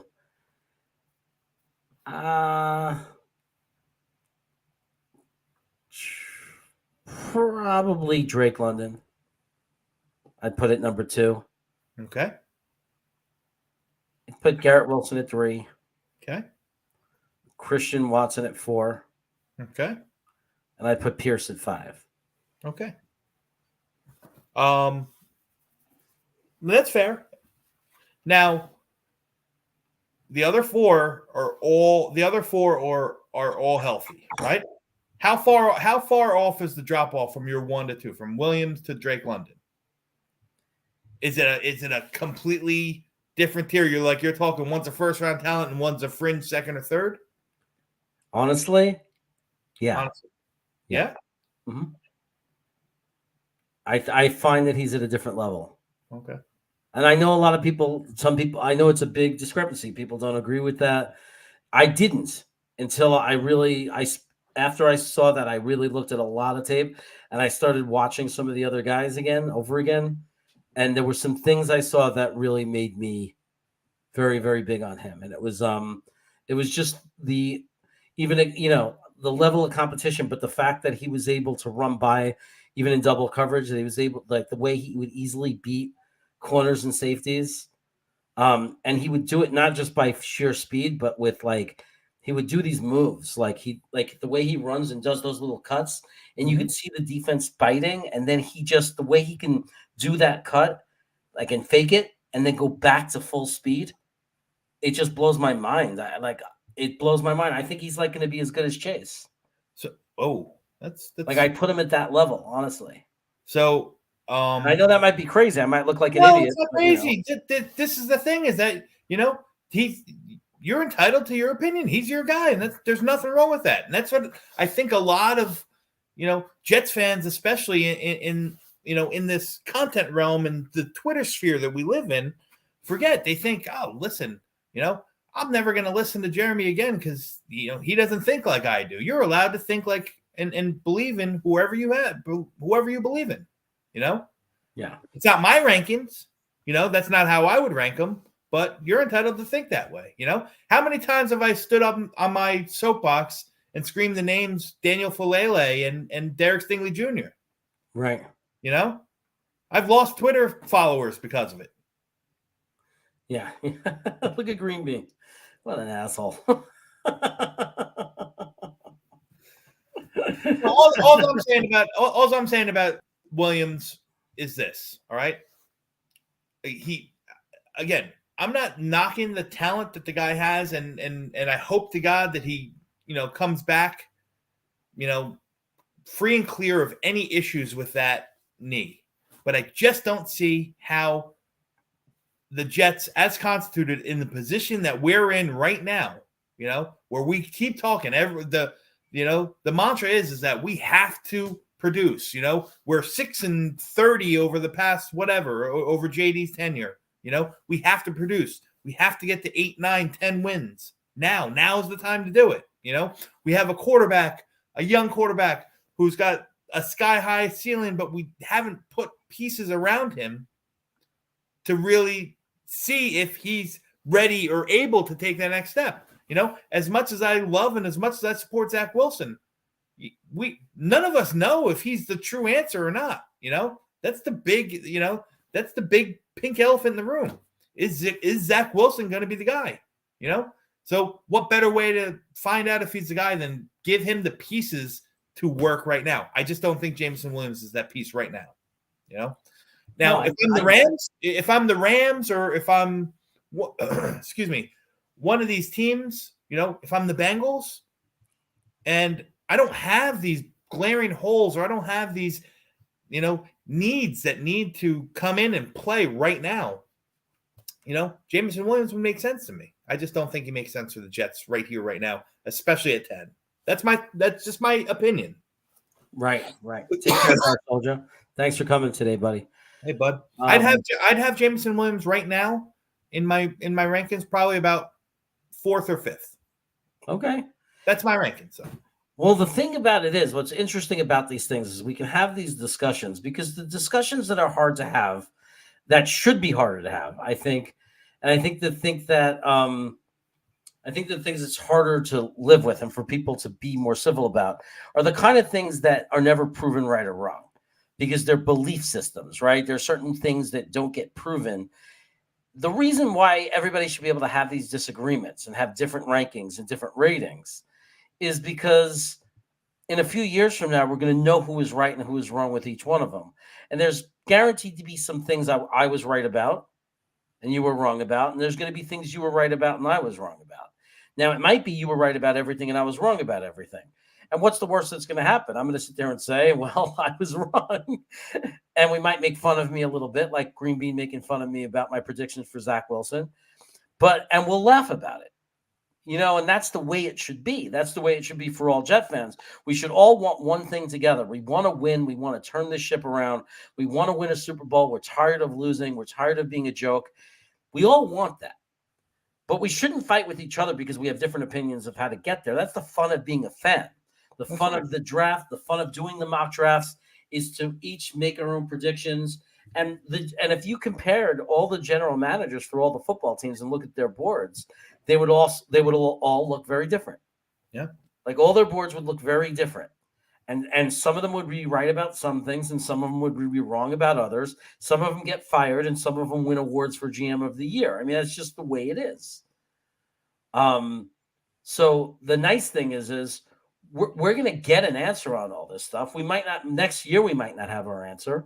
It might be 4 years before we truly know who would have been the better pick. Williams or London or Williams or Watson or Pierce. I mean, these things might take years to resolve, but we'll know eventually. Listen, I hope that Jameson Williams proves me wrong and has a stellar career, unless he's drafted by the Patriots or Bills, and then he can go fuck himself, for all I care. Yeah. No, I mean, look, all I care about is one thing. Whoever the Jets take, I could hate it. I could hate the pick. But that doesn't mean, and Green Bean says it all the time, that I'm not rooting with all my passion for them. You know what I mean? Like if we take Chris Olave with number 10, people might be irate, they might be angry. But at the end of the day, all we should be hoping for is that he turns out to be a superstar. Mm-hmm. Right? Because that's our guy. The second he puts on that Jets uniform, we're Jet fans. It doesn't matter anymore what we wanted. We just have to hope and say, I hope you know what you're doing, JD. And think about last year. Think about the draft last year, day 3 in particular, right? When they announced Jamien Sherwood, linebacker from Auburn, even though he was a safety, and they announced Michael Carter II, cornerback safety from Duke, everyone was just like, what the fuck? Are you kidding me? Who? And look at that. I mean, maybe not Sherwood because he was injured, but like hindsight being what it is, Michael Carter, everyone's saying, what a great pick. Michael Carter in the 5th round, a slot receiver like that, a slot cornerback like that, we never have to think about again. So there's, to your point, once they put on the green and once they produce and once they show us what they can do, all that other stuff is all forgotten. You know what I mean? Yeah. Yeah. So Jameson Williams might be the best wide receiver in this class. He might. Right. I just don't think it makes sense for the Jets to invest in someone like that at a position of such need for us early. No, I hear you. I hear you. If he slipped to the second, maybe you say, all right, he's at this tier on our board and the next guys are here. Now you have to take him, but he ain't slipping to the second. But yeah, no, I hear you. Are we keeping Perrine? So what do you think about that? We haven't brought P. Ryan. We haven't talked about that in a long time. So P. Ryan's on the roster. He's not expensive. Does he make the roster? That'll show after camp and what happens in this draft. It wouldn't put it past me that we, spend some capital on another running back that's going to push for P. Ryan's roster spot.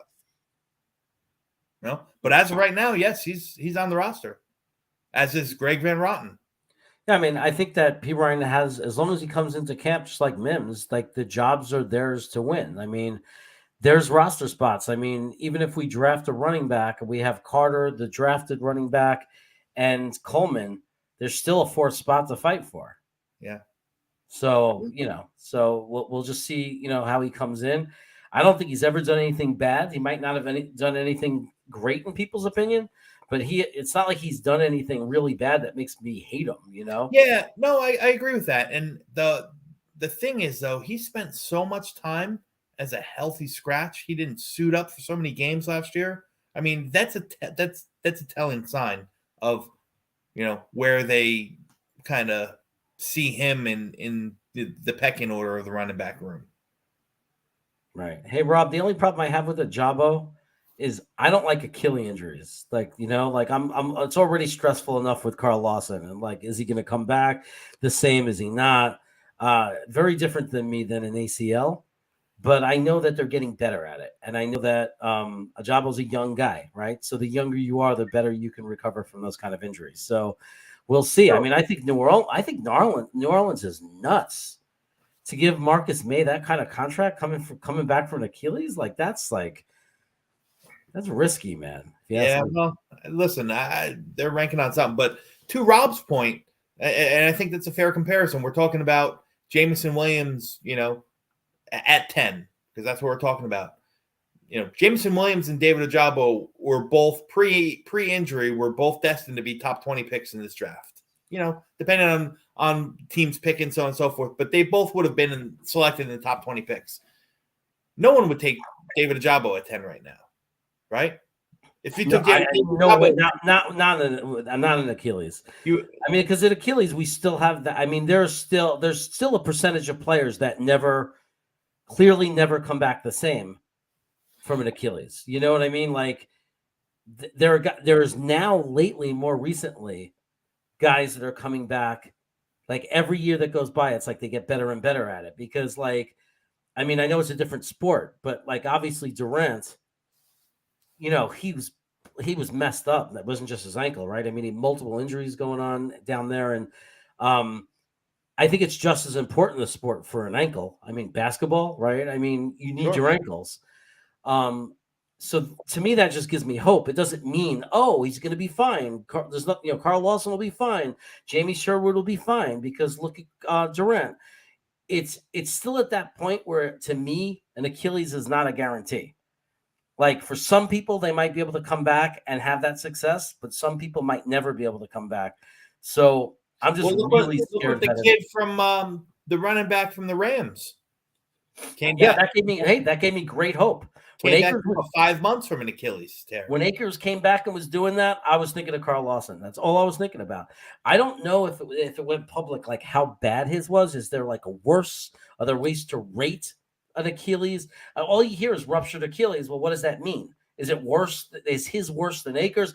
Like they never came out with that information, right? We don't have information like that. You just hear Achilles. Well, both of the guys actually, Akers and Lawson, both had full tears of their Achilles, meaning it wasn't like exactly as it says. It wasn't a partial, nothing was still constituted. It was a full tear where the Achilles just snapped.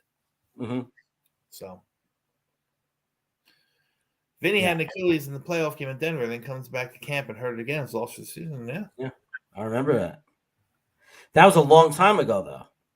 That's what I'm talking about. So, like when Carl Lawson, when they said ruptured Achilles, I said, "Oh my God, we lost them. We finally had a good." And then people calmed me down and were like, "Wait a second. What about Kevin Durant? What about this guy? What about that guy? It's different now. Yeah. It's not. It's not. Achilles are definitely worse.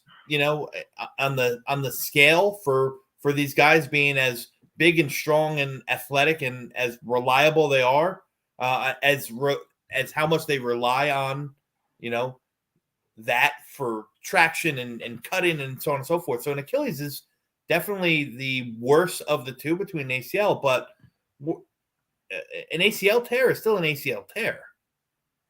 You know what I mean? It's your knee. It's the ligament that stabilizes your knee. When you have a wide receiver that's built on speed and cutting and ability to stop and go on a dime, you need that ligament in your knee. Now, again, Jameson Williams with an ACL would be much better than Jameson Williams with an Achilles. Yeah. So Rob V says, Franklin from Flatbush says thinks we're taking Breece Hall in the second. You see us taking a running back that high. So but I want to preface that. So I'll show you, Rob, what we did tonight in our mock draft. But understand, we only did it. I think we only did it because we made some trades and got some extra picks. So we considered it a luxury pick. So in our draft tonight, let me show you what we did.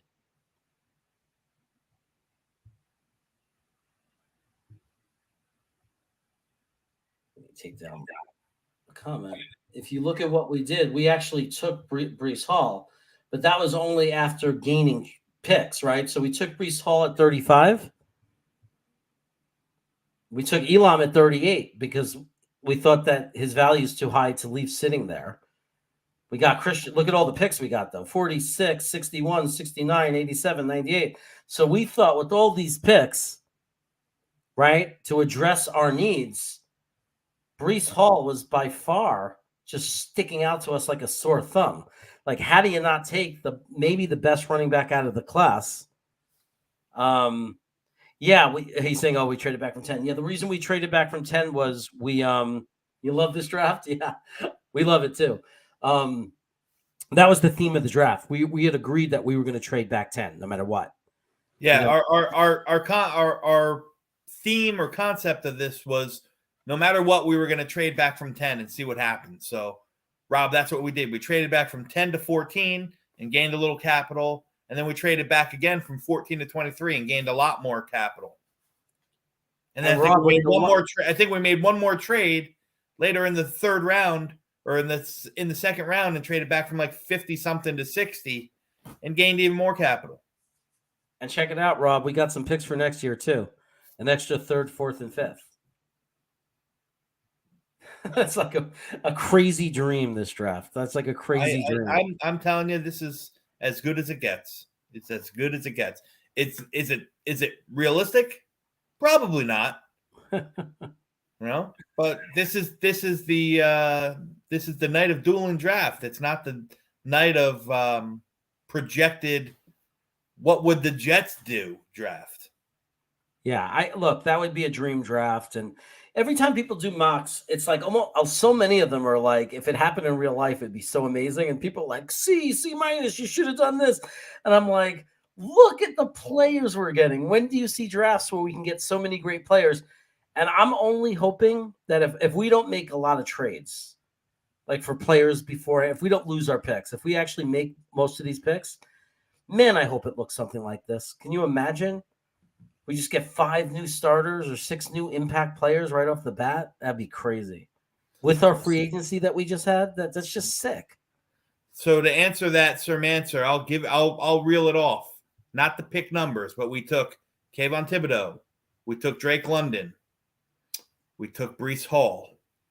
We followed that up with Christian Harris. We followed Christian Harris up with Jalen Petrie. We followed Jalen Petrie up with Brian Asamoah, the linebacker. You forgot Alec Lindstrom. We took Alec Lindstrom. And I can stop there. We took a couple other guys. Darian Kennard. We took Brian Asamoah, Jelani Woods, Darian Kennard, and Khalil Shakir as an extra wide receiver. And we got a 3rd, 4th, and 5th pick for next year. So the theme was to trade down from 10 and see what we could get. And we just kept trading, man. And if you're watching this and you need an extra guy in the war room, I'm your guy, man. Jeremy's your guy. We'll just give him this. You don't need to get rid of all that big stuff. Get rid of that big draft board. Just give him this. I think he does yeah, it's an interesting question. I think it's a combination. Like, I think you write out your board of the highest impact players, the best players. You consider their positions, you rank them in tiers. And if one of the guys you want in a position of need, is there in that tier, then you take that guy in that tier. If there isn't, let's say it's safety and there's no one in that tier, there's 3 guys on the board when you pick, they're at a higher tier that aren't a safety, but you want a safety. You either trade down and get more draft capital, or you don't do it, right? So I think it's a balance. I think it's a balance of positional need and great players. Yeah. We need to get great players, but we also, if you have 2 great players that you rate equally, and one of them happens to be in a position of need and the other doesn't, then you take the one that's position of need. Does that make sense? I think that makes sense, right? Absolutely. Absolutely. Mike is asking us, Jeremy. Uh-huh. List our top 3 edges and then our top 3 wide receivers. Okay. So Little late to the party, but I listed my wide receivers, and I'll just go through my top 3 again. Jameson Williams, Drake London. Who did I say 3? I think Garrett Wilson. I said 3. yeah, you did. So so Jameson Williams, Drake London, Garrett Wilson for me.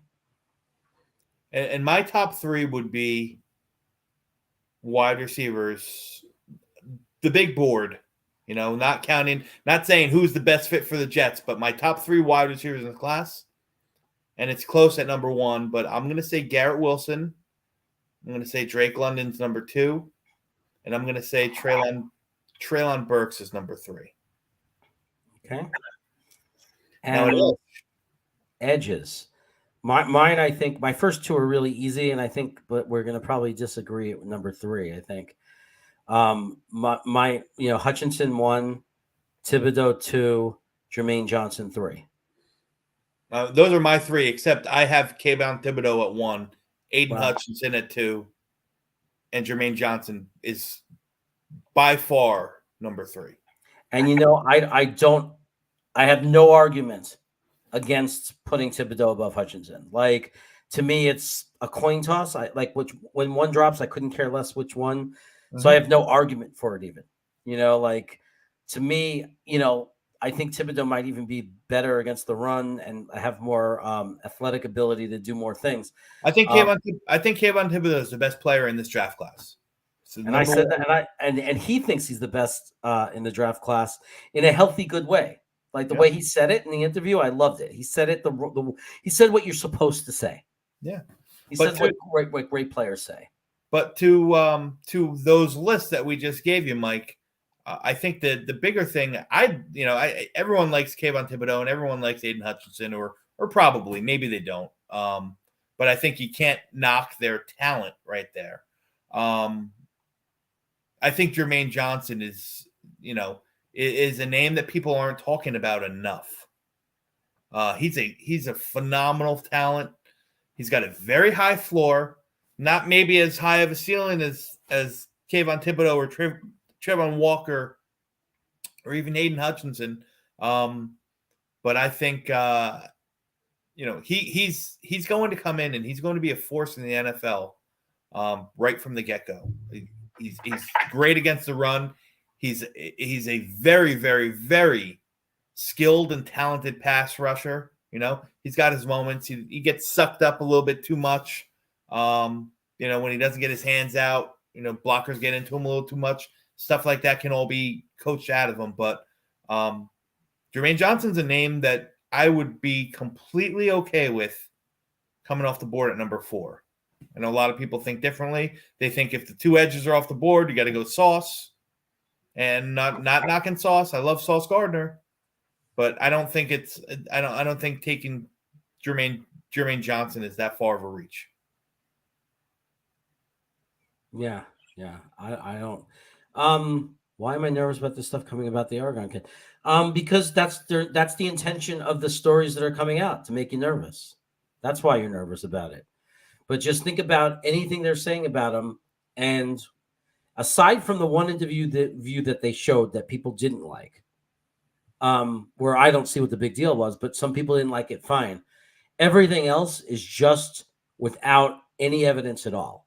Like a Pac-10 coach said that Thibodeau, that the only thing they told their players was get on him early and he'll give up on the play. Now, a Pac-10 coach could be one of 200 people. I mean, how many interns and different coaches are involved in every college football team?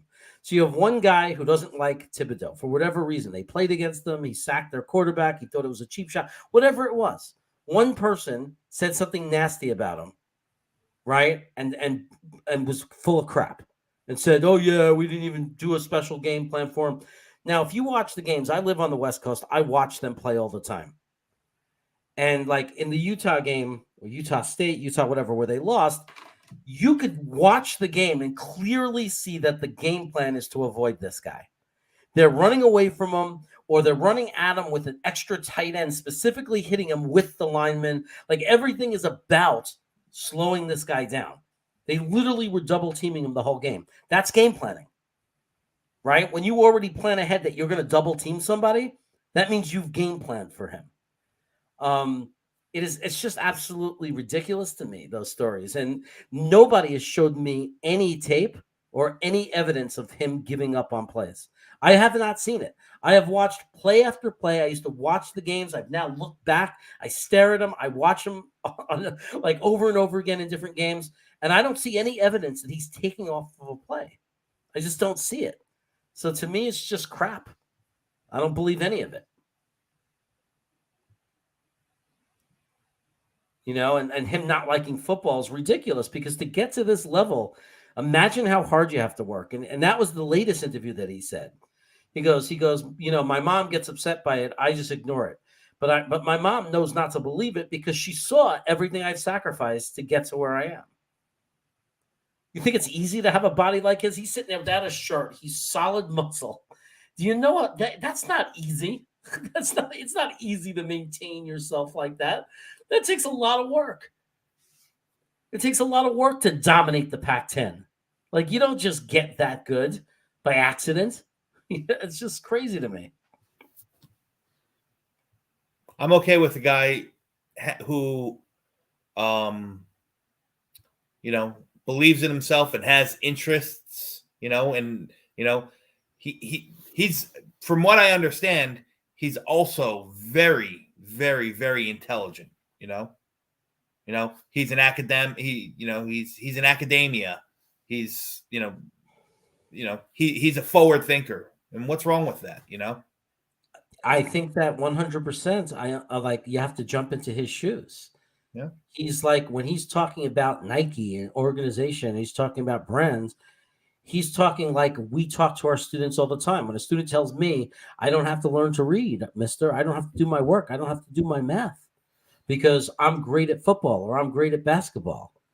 I say, what do I say? I say, well, what if you get hurt? What if you tear your Achilles? Yeah. What if you get hurt? And you're not gonna play that. They're not gonna play a sport for the rest of your life. Right. What if you get hurt? What's wrong about having having interests or stuff to set your stuff up for the next 10, 15, 20, 30 years, you know? Yeah. I could care less if Kayvon Thibodeau wants his entire salary in cryptocurrency. I could care less, you know? Pay him in Ruffles, potato chips for all I care. Just get at the quarterback, you know? Yeah. Show me what you do on the field. Yeah, build your brand by getting lots and lots of sacks. Yeah. You know, and you know, Jess, when you bring up Golston, you know, I always hated taking edge early, and I hate taking cornerback early. I hate taking things early just based on that example because we've had trauma. Yeah. Like we think about all the different guys that didn't work out, so it scares us about everybody that we might pick. So now we're going to panic and we're going to get all nervous about Thibodeau because of Golston. But you see, that's the point. It goes right to past trauma. It goes right to somebody else. But if you look at it from a logical point of view, like in philosophy and like law, like a lawyer would tell you, that's called a straw man fallacy because you're taking an example of a totally different human being, right? Which has nothing to do with this human being. And just because, and it's an emotional thing because Vernon Golston liked to do art and all these other things and had these other interests, and turned out that he didn't like football. But we don't know that's the truth with Thibodeau. There's no evidence that he's going to be like that simply because he cares about his future beyond football and doesn't put all of his, you know, chips in one basket. Like, you know, I mean, it's like I would hate for my students to think like that.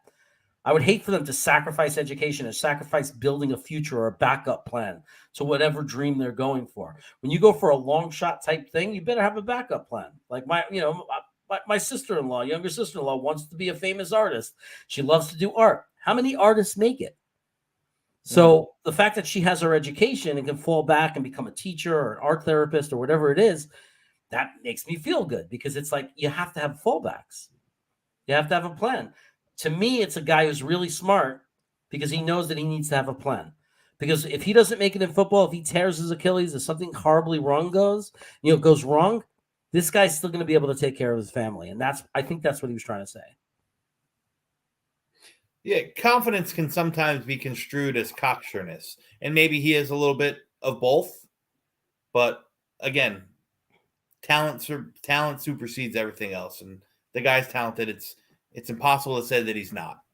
Yeah, it's impossible if you watch him to not see the talent coming from him. yeah. So So I don't see. I mean, I think it's like this always happens when he was a few months ago #1 player on the board, and the problem with taking the early lead like that is it gives a lot of opportunity and a lot of time for people to tear you down. Yeah, and that's what it seems like people want to do. They just want to tear you down. You never want to peak too soon. No. And to me, the worst thing is to go with the hot hand, to let a guy suddenly slide up the board for no reason.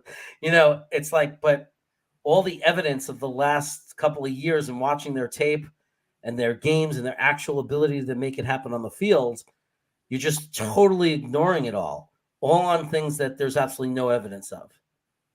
To me, that's crazy. Can't say I disagree, my friend. Yeah.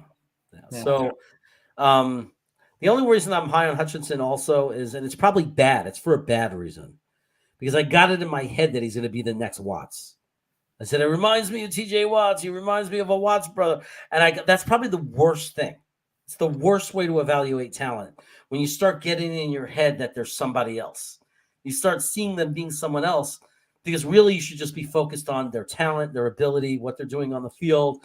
Like what's what's his balance like? Is he more than just a power rusher? Does he have the moves? Does he have, there's things to be looking at, not getting it in your head that he's like somebody else. So it's, and I probably have watched more Thibodeau and I probably have more evidence that Thibodeau is going to be a special player than I do Hutchinson, to be honest. Oh, absolutely. I think the ceiling's higher on Thibodeau than it is Hutchinson. Hutchinson's got that special kind of dog mentality that you love to see, but measurables and stuff like that, people are going to question the measurables. He's got short arms. He's a little bit stiff. He's only done it for 1 year, He's not nearly the fluid athlete that Kayvon Thibodeau is. Again, I'm not saying that I think Hutchinson's a bad player, but if we're comparing the two, I'm going to lean for the Jets. My pick is, if I have to choose between the two, my pick is Kayvon Thibodeau. Yeah. Rob V, man, we've never been so on the same page. The only time me and Rob V are ever not on the same page is during Jet games. We had our big disagreement then. That was a drop pass. That was a deflection by the defender. Drop pass, deflection. We can't agree on anything, but we can agree on Thibodeau. So that's a good sign. Yeah. I'm taking Tibbs and Ajabo at 10. And Ajabo at 10, Big Green? How are you going to do that? They allow you to take 2 players now with 1 pick?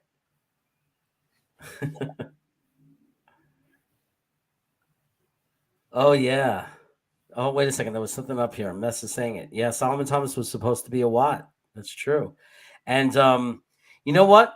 I don't know. Harrison Glaser thinks that they played him in the wrong position, and he's an interior tackle. And now, he's always excited about everyone who becomes a Jet. But I am a little hopeful that he could be a good, defensive tackle.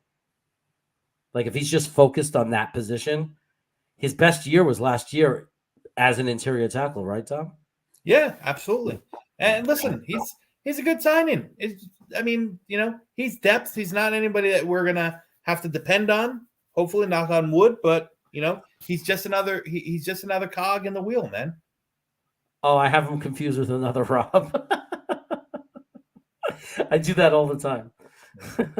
We had a Luke from Australia on the show the other day, and I thought it was Luke from Play Like a Jet. He's like, no, you got the wrong Aussie, mate. Oh boy, Tibbs and Wilson. You want Thibodeau and Garrett Wilson. Well, I know that Dom likes Garrett Wilson a lot, right, Dom? I like Garrett Wilson. I like Drake London. I think they're both, different wide receivers, both very good, and both, if their names got called, I'd have no complaints on either. Yeah, I have Wilson, a little bit higher than rated than Drake London, but I think Drake London would be a great fit for the Jets as well. Again, they're both the same position, but they're apples and oranges when it comes to players. Right. Yeah. So everybody, I want to let everybody know that tomorrow I have a new video coming out. That's right. I'm doing weekly releases. Every week there's going to be a video release that's a pre-recorded video, but I premiere it live. So I have the opportunity to sometimes jump into the chat and hang out and talk while it's playing. It's my second episode of State of Jets Nation.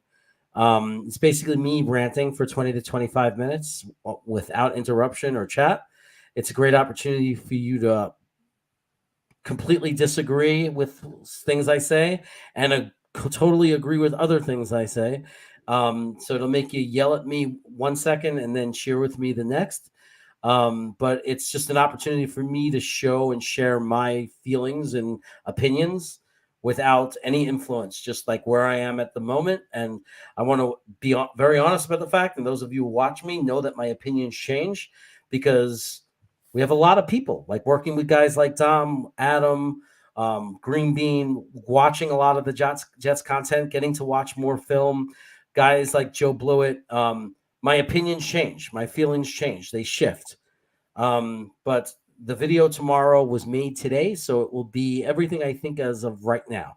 I'm hoping that a lot of you will watch it and like it and help it become a successful weekly thing. And Dom, is there anything you want to talk about? Listen, if you haven't subscribed, or if you haven't subscribed to this channel or hit that like button, please do that. It'll help Jeremy a lot. Help him, get the bandwidth to keep putting out great content like he does. Myself, you can find me all the time on Twitter, DC_Jets, or DC_New York Jets, I should say, at Twitter. I write, I do a lot of NFL draft content, writing for greenbeanjetsfan.com. All my blogs are up there. If you're interested, I did a positional breakdown on guys I think would be great fits for the Jets. They're all up there. So please go take them a read and feel free to hit me up with some comments. This Thursday, I'll be live with Buffalo Jets fan on his show at 8 p.m. Thursday, talking draft, talking Jets, anything goes. So, if you're around and you got some free time, stop by and say hello. Outside of that, I will not be here next week. I don't know who Jeremy's going to have sub, but I will be away on vacation. I'm leaving Saturday, but I will be back for the next show, in which we are getting close to the draft, folks. It's getting crazy.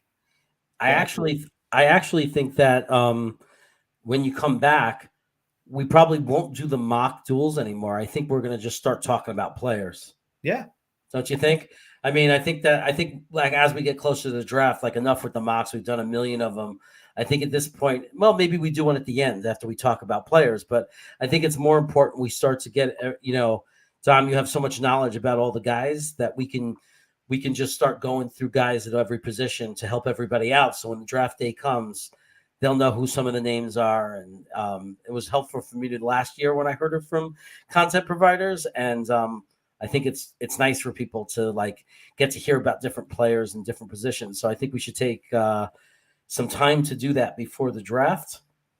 I will be on Buffalo Jets channel as well tomorrow. We're doing kind of like a bracket battle with players, who the top 4 picks should be based on brackets, like a tournament. And we're going to have guys work their way down until we get to a Final Four. So that will be tomorrow, I believe, at around 7:30. Just check out Buffalo Jets channel and you'll see the exact time. So we'll both be on Buffalo's channel. Gonna miss you next week. We'll definitely get somebody on. We'll have somebody on that so you don't have to look at a giant screen of my ugly mug. And and we'll be back. I want to thank everybody for watching, for liking the video. If you haven't subscribed and you're watching, please subscribe. Help me out. I'd like to thank Dom again for his expertise, his time. You make this show what it is. You made Sunday night a great night for this channel, so I appreciate that. And everybody have an amazing week. And I will see you tomorrow on Buffalo Jets. And then I'll see you back on Wacky Wednesday. So long, guys. All right. So long. And I give you this. I would regret it if people look back at the first episode and you weren't on it. Yeah, well, I like that. It's called forward thinking. We have one of the worst beats in the world. We do. Our beat is horrible. Connor could shove that article up his ass. And then I went to that game and I was like, this is the greatest team I've ever seen in my life. I'm a Jet fan. This is going to be the greatest run ever. Yeah. No, because if they take Aquanu, I'm not complaining. Joe Douglas is the king of keeping shit close to the vest. A 2, a 4, and a 6 for Darnold? Did the Jets really ruin Sam Darnold, or did Sam Darnold just suck all along and we were just trying to talk ourselves into it? And Hamilton is a player who can potentially make a very big impact. And suddenly here we are today. You can't get rid of it. Right. It's like a plague. Joe Douglas was hired because he's not those general managers. Okay, Luscious. Somebody is going to fall just like Elijah Moore did, just like Michael Carter did. You know, what would, if you had one sentence to say to Joe Douglas, what would you say? So you would say, you had me at hello, and then give him a big old wet one right on the smack.